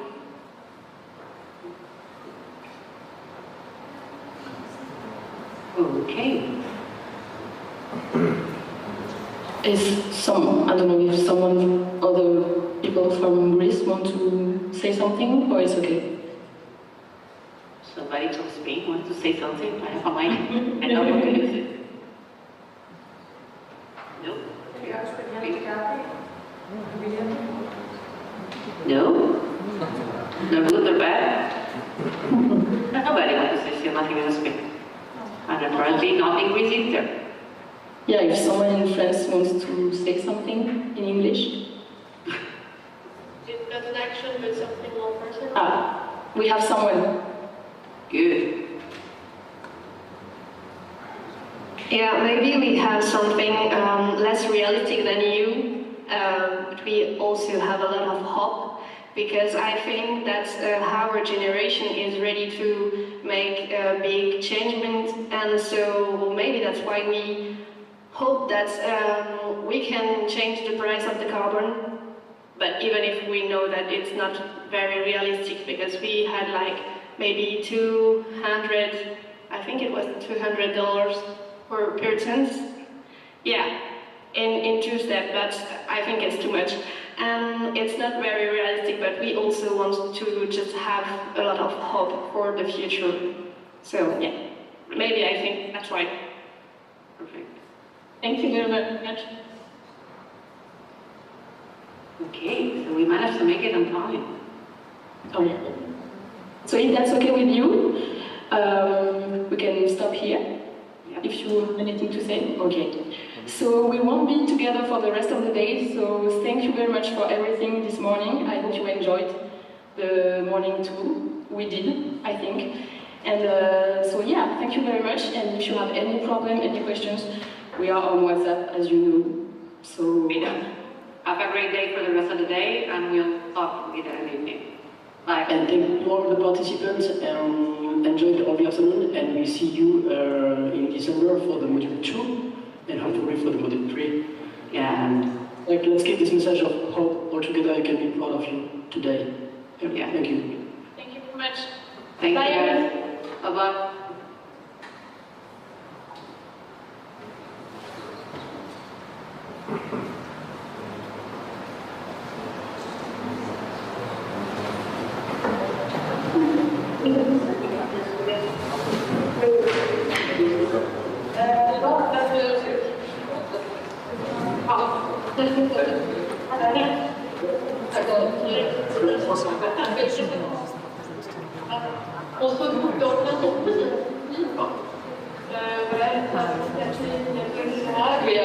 Recording stopped.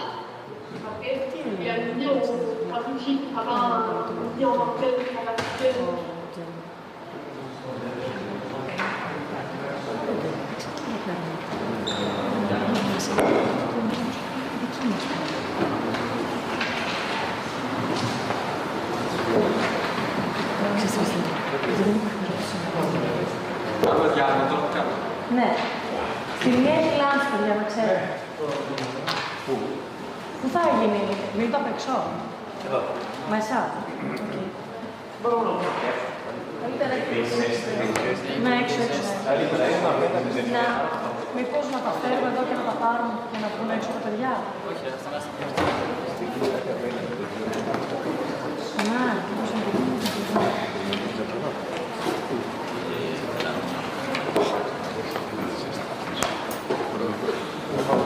Και πέρα το κλιματικό.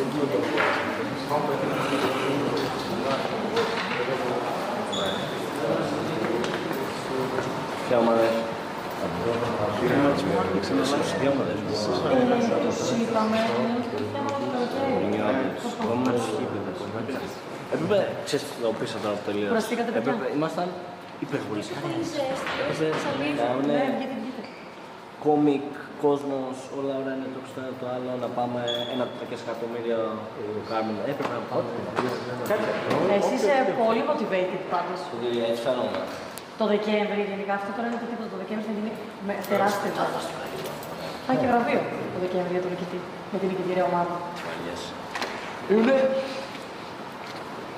Νιώθω ότι το πήρα πλέον λίγο εξικά. Το πήρα τώρα. Αυτό είναι το σοκάρι που έπρεπε. Δηλαδή, έπρεπε να είναι λίγο καρτούνι οι τιμές που βάζαν, π.χ. διοξείδιο των άνθρωπων και αυτά. Δηλαδή, σαν να δεν είναι πολύ. Να μας κοπατάς στο έδαφος, όντως. Και αυτό είναι το πρόβλημα. Δηλαδή, έπρεπε να είναι λίγο λες και είμαστε καρτούνι κάτι. Καλά είναι. Όχι, ενώ όλοι μας κατάλαβες, όχι, καλά κάνουμε. Σοφία. Δεν είναι ένα ρεαλιστικό σενάριο. Κατάλαβες το νόημα. Πώς είναι η Μαρικότας? Αρέσουν οι πιεστήκαμε. Φαινόμαστε παιδιά μας και μας τα λέμε. Αλλά ούτε αυτή φαινόταν. Φαινόμαστε αυτή τώρα, δεν μας έδειχνε στο τέλος, πέρα στο ίδιο που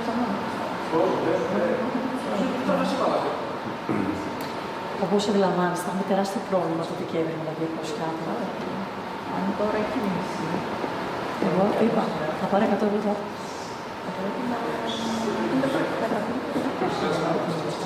Από αυτούς που γράφει. Ναι, τους έχω πει.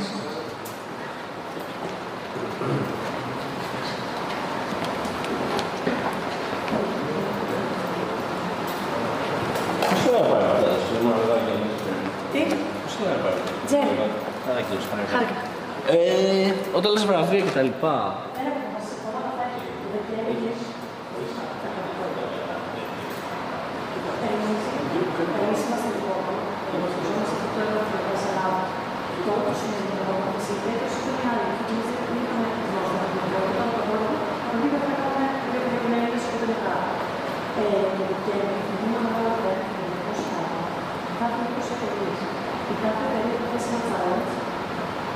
Θα αποφύγουν δημόσιο και θα βγαίνουν στο δρόμο στο θέατρο και θα τρέξουν, θα έχουν αργό τρέξιμο, να βγουν έξω και να βγουν από αυτό που θέλουν, στο οποίο κατάλαβα που θέλουν. Ένα είναι το σηκάρα στο μαστικό, που θα έχει γράφει, ξελίγνει, και την άλλη είναι το προσώπη στην πέρα. Και οι τρεις τρόποι, οι τρεις μερικές θα έχουν ένα παράδειγμα. Δεν είναι μαγική. Θυμόμαστε. Εντάξει.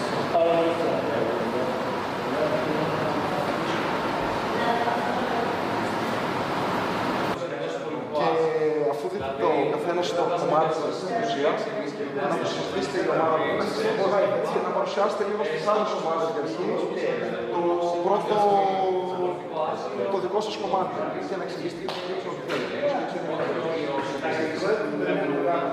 το προβλήματος που έχετε να παρουσιάσετε. Οπότε για αρχή δείτε τις παρουσιάσεις σας και τα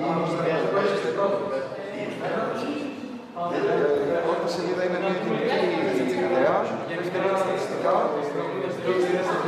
και το πρώτο σκέψη κυρίως. Πάνω στη μητρική εκπαίδευση, απέναντι στις θεματικές που αναφέρεται βάσει στο πρόγραμμα. Οπότε κάποιες διαδραστικές ασκήσεις που μπορούμε να πούμε είναι κάτι σαν αυτό που θα κάνουμε τώρα. Και όπως σας είπα, είναι στη στιγμή του και εκπαίδευση. Αυτό που θα κάνουμε τώρα δεν θέλει γνώση, θα υποθέσουμε και θα κρίνουμε. Λοιπόν, θέλουμε τα τραπέζια. Από την αρχή. Στο περίπου.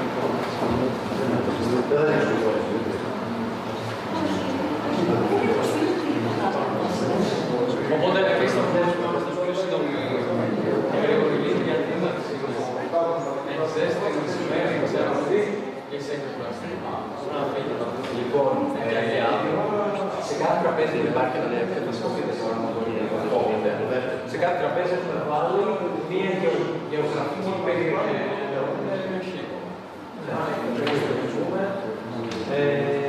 Με διάφορες χώρες.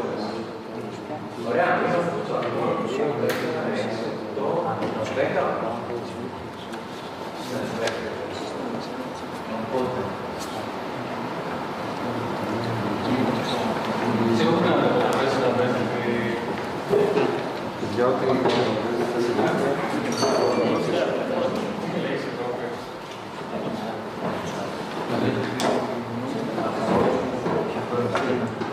δείτε λίγο τις περιοχές και το θα πούμε.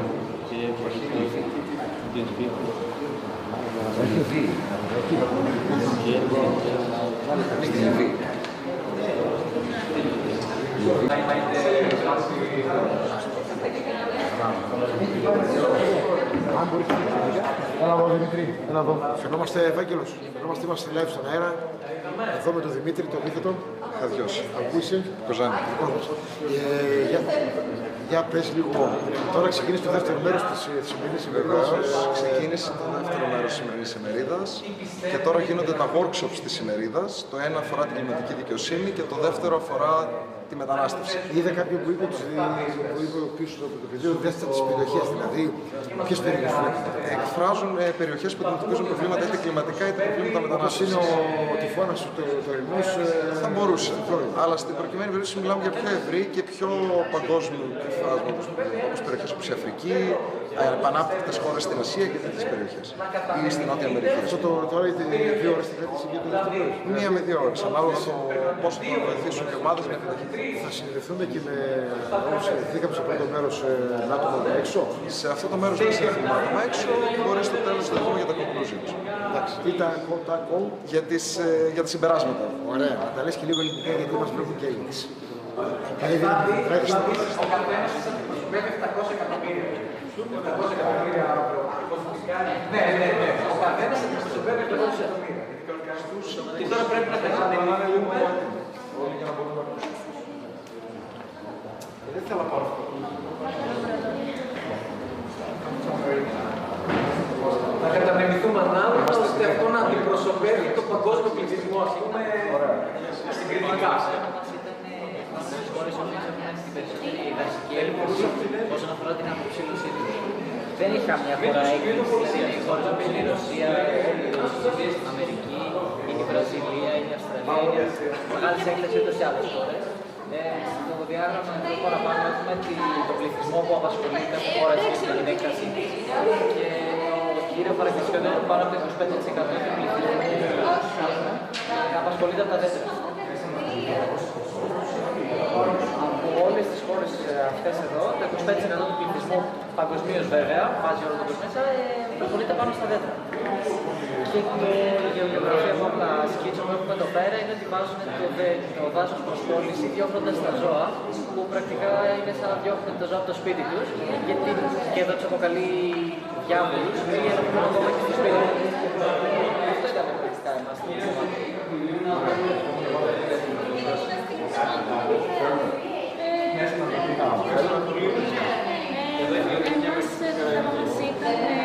Γενικά για τις περιοχές που δεν έχουν πρόσβαση στο νερό ή στο νερό γενικό.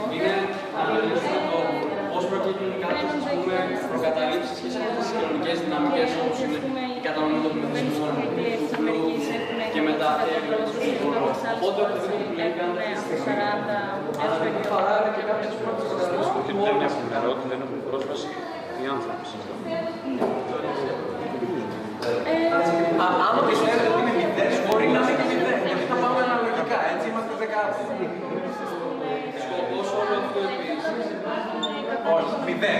Έχουμε μηδέν, σας το λέω, αλλά δεν έχουμε κάτι. Επίσης, σκοπός όλο αυτό είναι να ανταλλάξουμε. Θα σας πω ένα παράδειγμα. Θεωρούμε ότι ο μισθός στην Ασία, είμαστε 10 άτομα, θα πάνε 4 στην Ασία, ένα κάπως έτσι, αναλογικά το πράγμα. Με τους ανθρώπους που παίζουν κάτω και τα λοιπά. Μπορεί να έχει μηδέν. Επίσης, σκοπός αυτό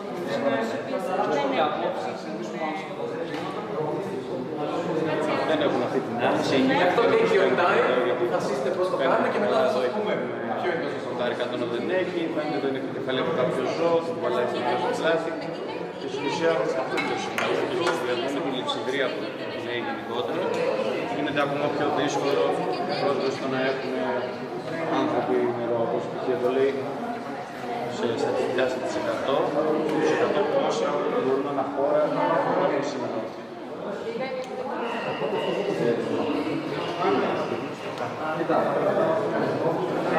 Άλλα 4 μετά πόσο είναι πρόβλημα.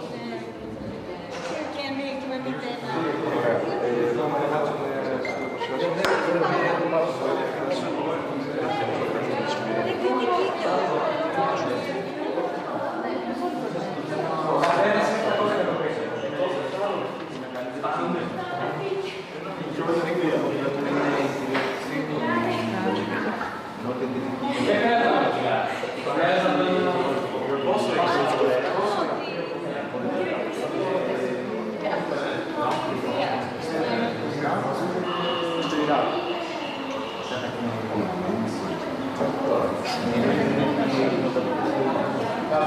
εδώ κάτω.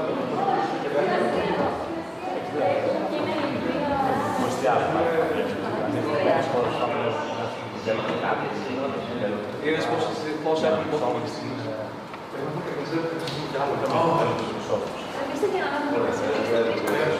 Έλα, πάμε 3 λεπτάκια, έχουμε μέχρι τις και 20. Να αποφασίσουμε. Ένα μόνο της πατέρα. Πόσοι έχουν πάει Ασία? 3. Αποφασίσαμε μήπως.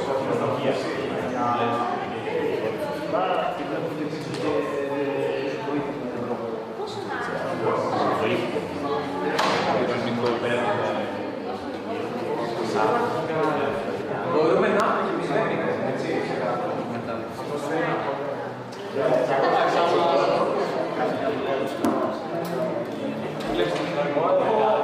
Για διάφορες, γενικά δεν υπάρχουν πολλά πράγματα που μπορεί να είναι γενικά χώρες αυτές χαρακτηρίζονται, για παράδειγμα χαρακτηρίζονται, για παράδειγμα αραβικές χώρες, Αμερική, Αυστραλία, Καναδά, Σύνδεσα,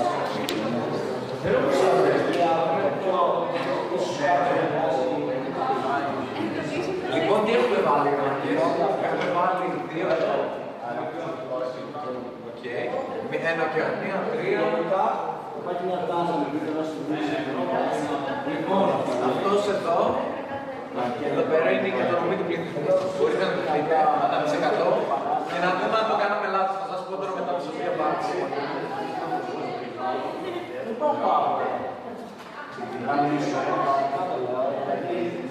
Είναι ότι θα πρέπει να γίνεις χώρες αναπτυγμένες. Υπάρχει κάποια Τσεχία, Γερμανία. Επομένως, το κάνει.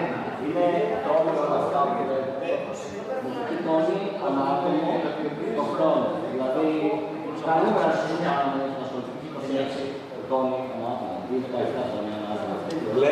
η απάντηση το να πούμε έτσι και μαζί.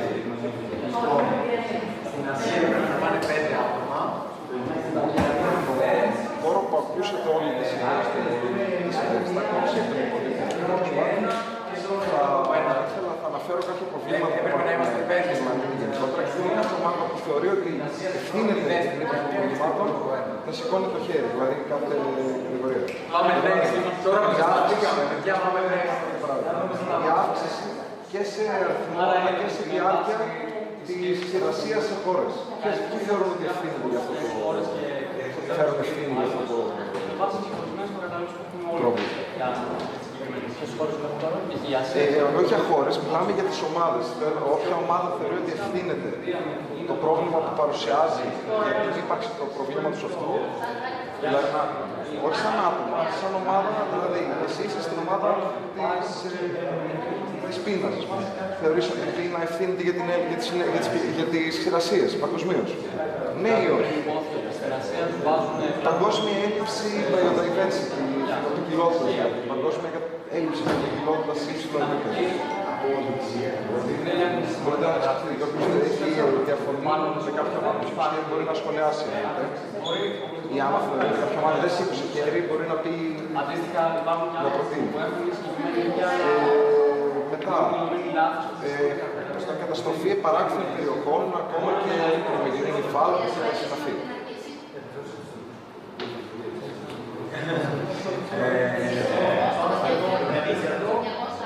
Υπεραλληλία, όλα αυτά συνεπάγονται. Εμείς θα το κάνουμε το ίδιο. Θα πάμε εμείς, μην αναγκαστείτε τώρα. Παγκόσμια αύξηση του παγκόσμιου πυρκαγιών δασικών. Είναι για το web. Τον οποίο τον αγγίζουμε. Οι υπόλοιπες ομάδες, αν θέλει κάποια διαφωνεί με κάτι, μπορεί να πει. Είμαστε 10 άτομα. Άρα είναι 5 εκατομμύρια. Προχώπτωση σε ποτάμι. Τζένι, η κάμερα μέχρι πότε? 4 θα πήγε πάντα.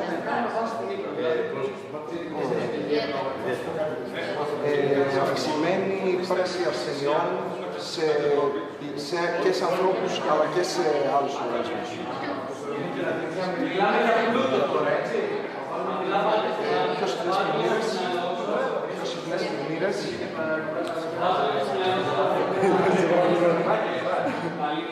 Η αύξηση του αριθμού των φόνων και τέτοιων φαινομένων σε παγκόσμιο επίπεδο, κυκλώνες, τυφώνες, χτυπάνε αστικές κυρίως περιοχές, οι περιοχές που κατοικούν και καταστρέφουν αστικές περιοχές. Και τέλος, το displacement του πληθυσμού, δηλαδή να φεύγει ο πληθυσμός από την περιοχή που είναι.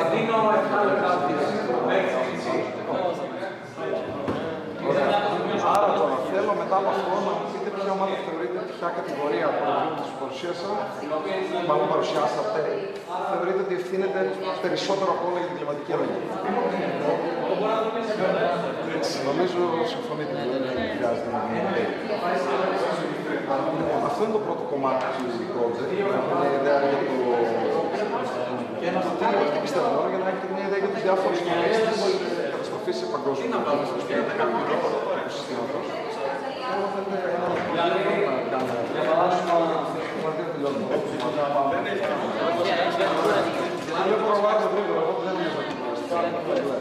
Και Αφρική είναι μόνο με τεχνικό. Εκεί δεν ξέρω με τα πετρέλαια, αν μετράει που τα πουλάνε όχι. Εντάξει, κουτάκι.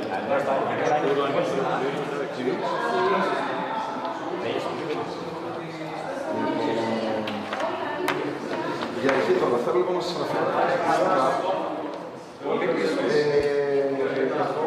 ο IPCC, το International Panel για Climate Change, κάτσε εδώ, μπορεί να είναι γύρω στους 4 με 6 βαθμούς per degree, δηλαδή δεν κάνουμε απολύτως τίποτα.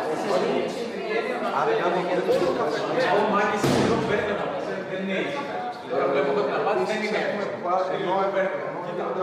η μείωση των εμμύσεων παγκοσμίως, η αύξηση τους έχει γίνει περίπου στο ποσοστό 45%, από τα επίπεδα του 2010. Και αυτή η αύξηση υπολογίζεται μέχρι το 2030 να μεγαλώσει. Οπότε, τώρα θέλω να σκεφτείτε γενικότερα τρόπους για αρχή να μπείτε σε μια διαδικασία να έχετε σαν άτομο μόνοι σας, όχι σαν ομάδες, τρόπους για τους οποίους θα μπορούσαμε να μειώσουμε αυτό το πρόβλημα και στην καθημερινότητά μας και σε πολιτικό επίπεδο και μετά θα περάσουμε στο επόμενο σημείο. Σας δίνω να θέλετε να σας δείτε οι ίδιοι και να μην και μετά να βγούμε στο επόμενο κομμάτι.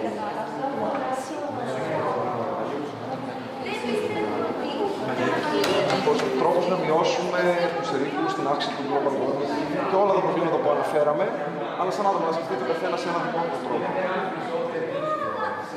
Να σκεφτείτε όσο γενικότερα μιλάω. Μπορεί να κάνει το ίδιο σε πολιτικό, μπορεί να είναι πιο μεγάλο, σε πολιτικό, μπορεί να είναι οτιδήποτε. Και όποιος θέλει μπορεί να αρχίσει να προτείνει αυτές τις μεθόδους στους υπόλοιπους και να γίνει ένα μικρό debate, ας πούμε, άμα συμφωνάτε.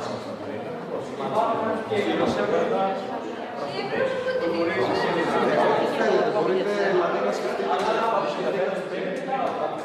μπορείτε να πείτε για αυτά που είπατε πριν, θέλετε κάτι που μπορεί να σας πει τώρα, και να το παρουσιάσετε σε άλλες ομάδες όπως θέλει προσωπικά. Δηλαδή, η παραγωγή που έχουμε να μπορέσουμε να βεσάγει, παρακάψουμε μέσα. Και δεν είναι άδεια. Ναι, αυτό. Καλύτερα όποιος θέλει να μιλήσει να παίρνει το λόγο, να μην πετάγονται όλοι μαζί.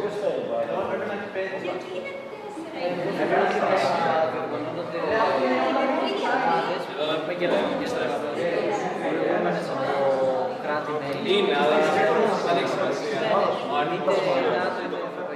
Ο κέρδος μεγάλη σχετίζεται κι άμεσα με την ποιότητα του παράγοντα και να επαναφιλεύουν ώστε να μπορέσει να ξαναγίνει με ιδρυτικές σχέσεις όπως ήταν με ό,τι αυτό συμβάγει στο Ισπανίδα συγκροτείται. Ωραία. 3 λεπτάκια ακόμα για να ολοκληρώσουμε.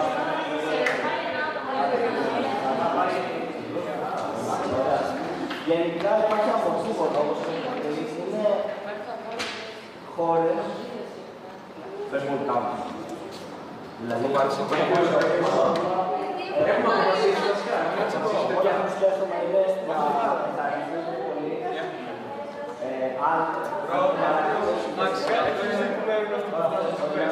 η Αιθιοπία.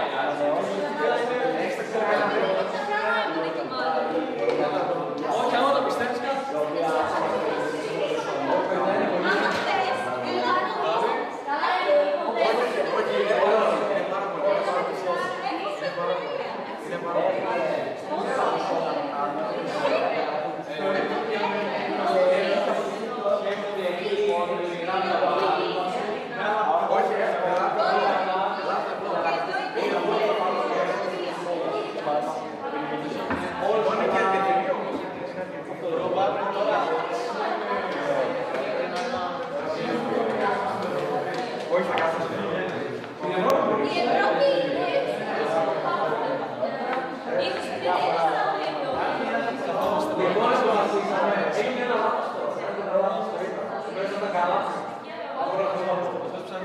Όχι, δεν ξέρω. Κάνε ένα λάθος. Κάνατε τα λάθη τώρα ενώ πριν ήσασταν καλά. Σε κάποιο. Δεν θα πω καλά. Ποιο μπορεί να κάνει ένα άτομο, σαν να ακόμα και τέτοιο πράγμα. Ας πούμε κάτι τέτοιο σκέφτομαι. Να μειώσει το πλυντήριο που βάζει σαν άτομο. Από το να βάλει 3 πλυντήρια, να βάλει ένα πιο φορτωμένο πλυντήριο, γιατί έτσι μειώνεται η ενέργεια που απαιτείται. Ακόμα και αυτό είναι χρήση. Να κάνει ακόμα και το σπίτι του.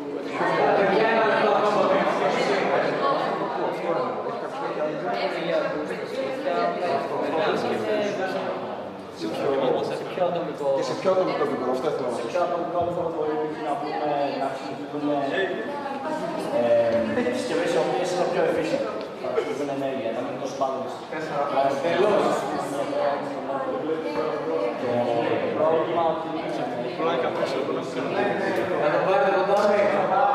από την πρώτη έχουμε κοστίζει, δηλαδή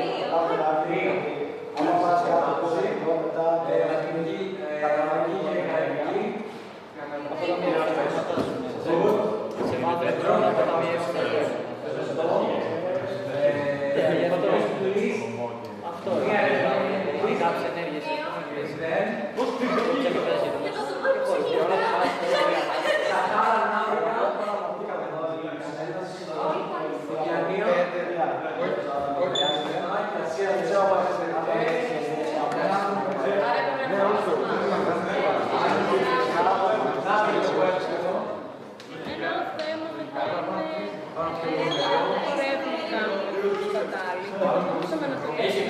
ατομικά ο καθένας με λάμπες και πιστεύουν ότι οι δυνατότητες ώστε να ευνίζονται, γιατί κάποιος θα βγει και να ξεχάσει το σπίτι του φως, ξέρω εγώ.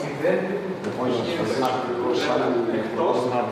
εκτός των εγκαταστάσεων, στην Ελλάδα, για παράδειγμα, είμαστε στην μοναδική χώρα στον κόσμο που ενώ ο πολιτισμός είμαστε σε πολιτισμό, όσο νούμερο στην ειδική περίπτωση. Συνήθως παγκοσμίως, ο κλιματισμός καθορίζει την ενεργειακή κλάση κτίριου. Και στην Ελλάδα, αυτό λέω εγώ. Αλλά στην Ελλάδα, μετά από έρευνες, έχει πληκτήρωση στη μοναδική χώρα στον κόσμο που ο φωτισμός αποτελεί το νούμερο ένα ρεκομόνο παράγοντα στα κτίρια παρά τον κλιματισμό στην κατανάλωση ενέργειας. Γι' αυτό το πιο βολισμένο σπίτι. Για να καταλάβετε και άμα το σκεφτείτε, μπορείτε, αν περάσετε έξω από ένα δημόσιο κτίριο, περάσετε έξω από ένα δημόσιο θα δείτε ακόμα και στην ομαρχία το πράγμα θα περάσει, δηλαδή σε μία σειρά φώτος.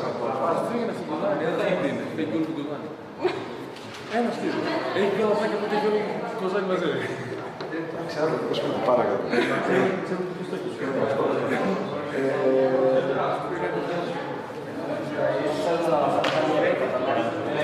Αλλά, μετά πάμε και στα εργοστάσια. Το άλλο είναι ο κλιματισμός, θεωρητικά και παραδοσιακά, όταν κάνουμε ενεργειακές μελέτες κτηρίων που βγάζουμε την αυτό το κτηρίο, είναι το νούμερο ένα που υπολογίζουμε ως κύρια κατανάλωση. Και είναι αυτό που επηρεάζει την ρήπανση του κτηρίου και την ιδιαίτερη ομιλικατή. Άμα θέλετε για έτσι στα στοιχεία σαν γενική γνώση. Λοιπόν, να δούμε έναν άνθρωπο και πόσο μαθητά είναι έναν άνθρωπο. Είναι δύσκολο. Να κάνουμε τζάμπα. Μπορούμε να βάλουμε κάπου πάνω και με ατομικές μπαταρίες.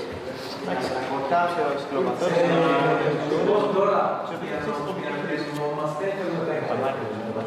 Πανάκριβες μπαταρίες θα πρέπει να βρεθούν πρόβλημα.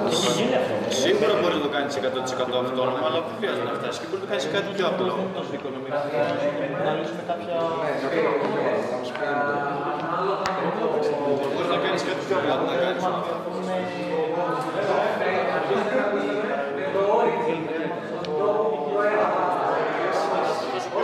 Έχεις ένα σπίτι, δεν έχεις 5 φώτα στην αυλή σου. Πήγαινε πάρε 5, Ελλάδα 360 μέρες το χρόνο 1000. Θα πας να πάρεις 5 φως φωτοκύτταρο εφή με ένα ηλιακό πάνελ. Θα πάρεις 2, θα πάρεις λιγότερα. Γιατί τα φωτά είναι περισσότερο. Βάλεις ένα φωτό και ένα φωτό. Και μάλιστα είναι έκρηξη. Έχεις 5 ευρώ. Το οποίο είσαι. Και ούτε είναι και στην τσέπη σου. Εκτός από το ρίκο, συμφέρει και την τσέπη σου. Γιατί πάνω κάτω όλα τα σπίτια τώρα μιλάμε, δηλαδή το 90% των σπιτιών έχουν όλα τα πάντα. Δηλαδή που πήγες στην τηλεόραση, δεν γίνεται στην τηλεόραση. Τώρα γίνει 25, 30, 40, 50 βάτ, αλλά γίνει 200, 300.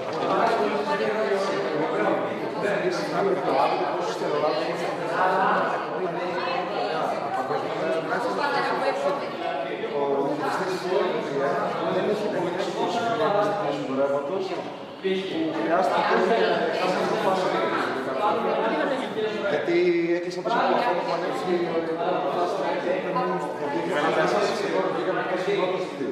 αυτό σημαίνει ότι έπρεπε να βγάλουμε μονάδες εκτός ή να διώξουμε ρεύμα στην εξωτερική Ευρώπη. Να κάψουμε. Με κάποια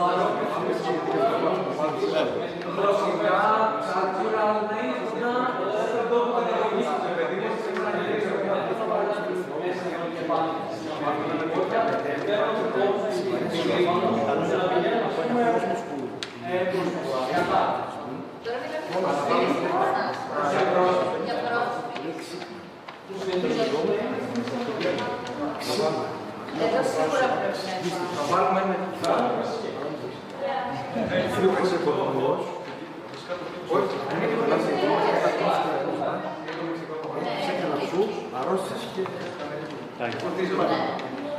μετά το κορονοϊό, αρχίσαμε να φύγουμε το θερινό πράγμα, βγήκαμε και σχολεία.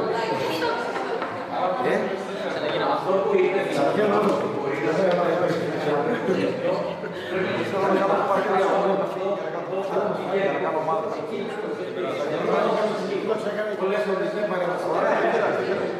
Λοιπόν, θέλω να βάλουμε 3 ομάδες, γιατί έτσι θα πάμε εδώ στο τελευταίο πάρτι. Ωραία. Οπότε πάτε μια τριάδα από εδώ, πάτε οι άντρες. Αυτά μόνο να φύγετε. Αυτό κάτω. Ναι, καθίστε 3 και 2. Όχι, μην ακούτε.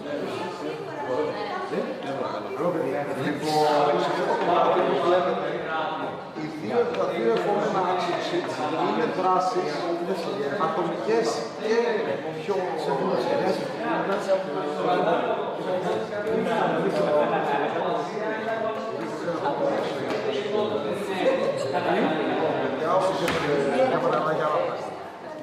Ορίστε, δεν μπορώ να μιλήσω στην κάμερα, δεν το έχω. Ελάτε να βγάλετε άμα θέλετε εκεί που μιλάμε.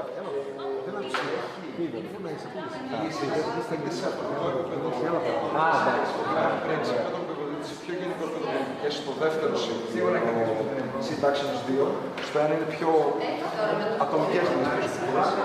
Θέλω να πάτε να επιλέξετε. Θέλω να για αρχή να δείτε τι γενικό actions που λέει εδώ πέρα και συζητήστε μεταξύ σας σε πρώτη φάση. Να κάνετε να έχετε μια άποψη για το actions και μόλις έχετε μια γενικότερη εικόνα, θα μου πείτε να σας πω λίγο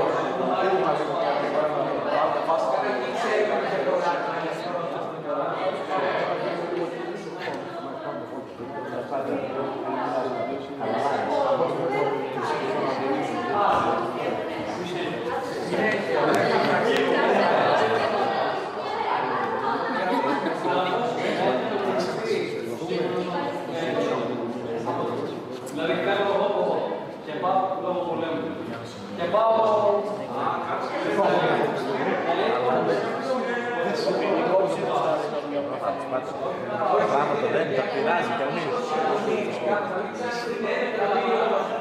Γιατί είναι κάτι τα πολλά θετικά και πολλά αρνητικά μαζί, δυστυχώς. Όταν δείξετε να μαθαίνετε τα actions, όποιος θέλει να ρωτάει, όποιος θέλει να εννοείται, θέλω σαν ομάδα να επιλέξετε ένα που πιστεύετε ότι μπορείτε να το εφαρμόσετε ή υπάρχει ένα timeline για να μπορεί να εφαρμοστεί κάπως και να το παρουσιάσετε. Ποιο θεωρείτε πιο εφαρμόσιμο για εσάς. Είτε από τις πιο πολιτικές λύσεις, να το κάνουμε πολιτικές, έτσι δεν είναι απαραίτητο να το κάνεις τώρα. Και γενικότερα μπορείτε να εφαρμόσετε το αποτέλεσμα να εφαρμοστεί.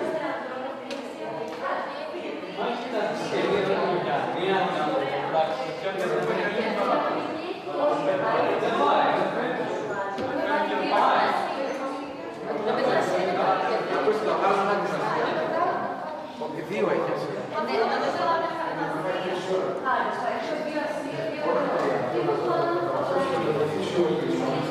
Μπρο, πήγαινε και βγες απλά εσύ αγώνεις αυτό και ξαναπες. Θα το κάνω έτσι που λέει. Εντάξει, είναι μια λύση που φαίνεται από αυτά, τα actions πιο εφαρμόσιμο. Θα θέλατε να εφαρμόσετε εσείς, σαν άτομα σαν ομάδα, και να το προσθέσω στους υπόλοιπους τα actions έτσι έκανες με ιδέα. Εμπλουτίστε τις κιόλας και με δικά σας concept που μπορούν να κουμπώσουν στο αντικείμενο. Και μετά θα κάνουμε ένα πρώτο debate για τις ιδέες του καθενός, πόσο εφαρμόσιμες είναι και πώς θα τις εφαρμόσουμε.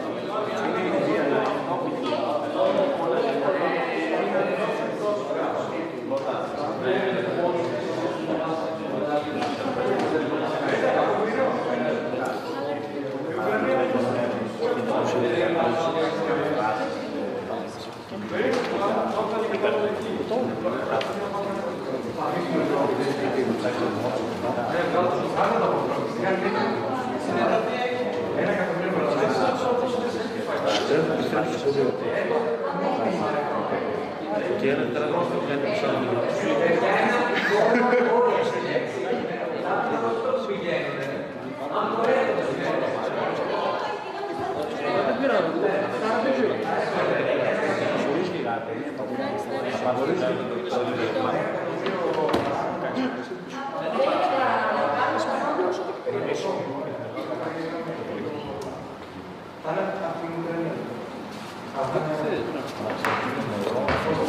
Δεν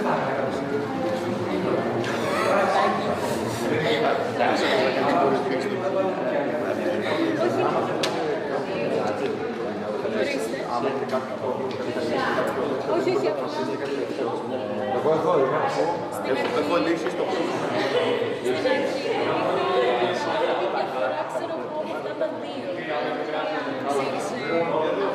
Εδώ λέει να φέρουμε τη συμμετοχή αυτοκίνητα πάνω στα ηλεκτρικά, αλλά μας κατρέχει και τα ηλεκτρικά γιατί έχουμε μεγαλύτερη οικονομία.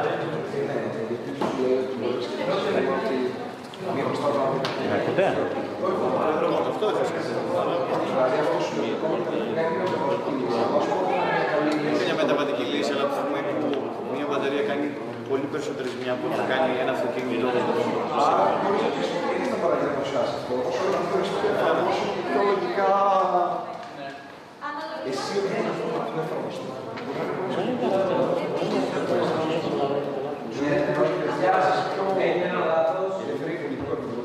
Είναι πιο εφαρμόσιμο στο πράγμα. 20 εκατομμύρια δεν είναι οικονομίστες, 20 εκατομμύρια, 20 εκατομμύρια, ένα εκατομμύρια οικονομίστες. Τώρα μπορείτε να βάλετε το ίδιο απλά για να πω σωστά για να πήγε να μπούμε πάνω σε αυτό 5,5.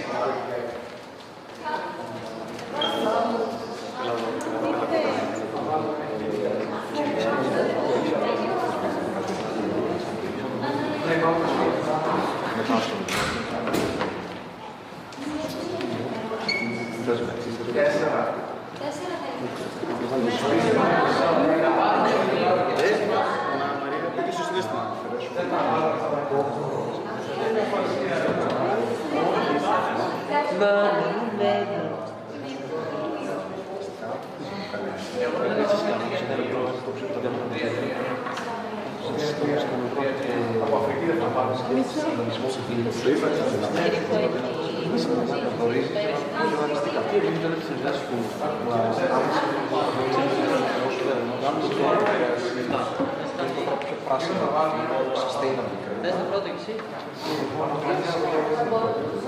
Α, είναι δίπλα.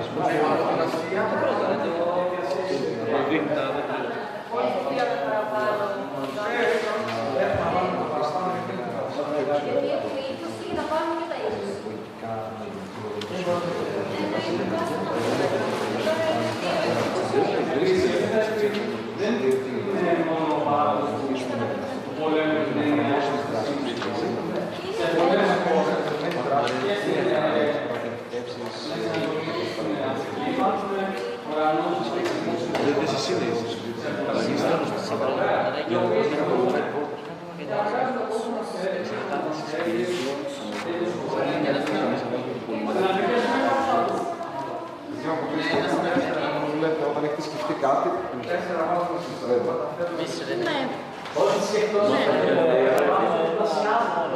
μια απώλεια. Εντάξει, αν πάτε διάδοση, θα δείτε και με τα παιδιά σας. Μπορείτε να πάρετε 5 λεπτά να συζητήσετε τη δυο σας. Ναι, αυτό αν δεν υπάρχει να διάβαση.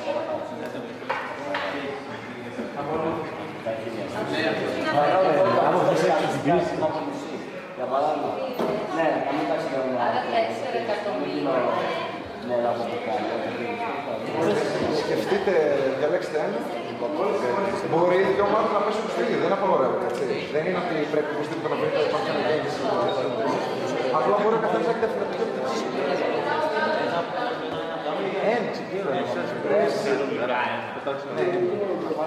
Θέλω να βρείτε μία λύση, την οποία θεωρείτε εφαρμόσιμη εσείς, να προτείνετε και έξτρα πράγματα πάνω στην εφαρμογή της. Βλέπουμε στην Ευρώπη να το συζητήσουμε με τους υπόλοιπους. Το να και λέω και να συμφωνώ με κάποιο άλλο και την γαράνε αυτό που να ρωτήσετε, μπορεί εσύ να έχεις μια οπτική διαφορετική από την αποδομεριά, οπότε να βρούμε κάπου μια αρχή να βάλουμε στις δύο οπτικές. Οπότε δεν απαγορεύεται, δεν υπάρχει να γίνει.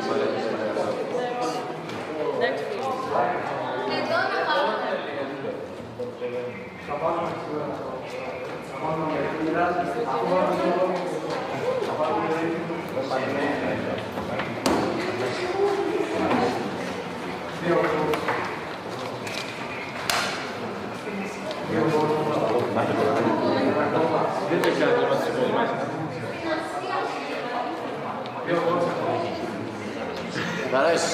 Καλά είσαι. Δεν έχει κανένα παράθυρο, κάτι να κάνει μια. Τι. Όταν ήρθαμε εμείς. Όταν μπήκα.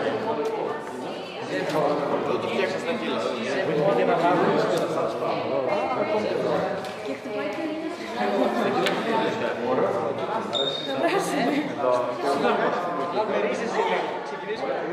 Γιατί χάρτη. Έχει τουλάχιστον να το βιώνεις. Το σύστημα. Έτσι είμαστε. Το έχω ζήσει. Πέλτς κάτι είναι πιο Α, εντάξει, δεν σου πάρει το και σύστημα. Την έχουν πάρει στην πρώτη χέρι. Το τζάμπι είναι υπερπερσονικά, το πίσω δεν είναι.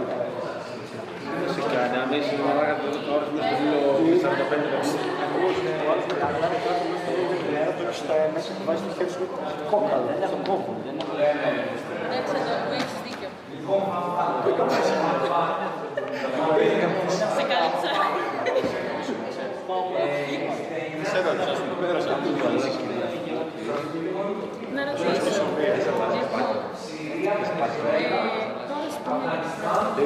Σου λέω ότι να στέλνουμε με κρέμα και... Ωραία, αλλά δεν είναι... Τώρα έχω πρόσωπο γιατί το είχε σε μια άλλη χώρα. Σοβαρά.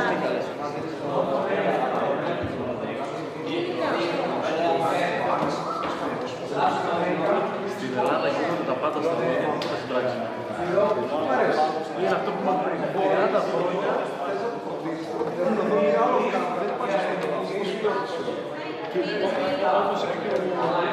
και πριν 30 χρόνια τι θέλαμε. Στα ίδια σκατάλαστε. Αυτό είναι άλλο πράγμα. Καμία διαφορά. Ωραία, είμαστε έτοιμοι όλοι.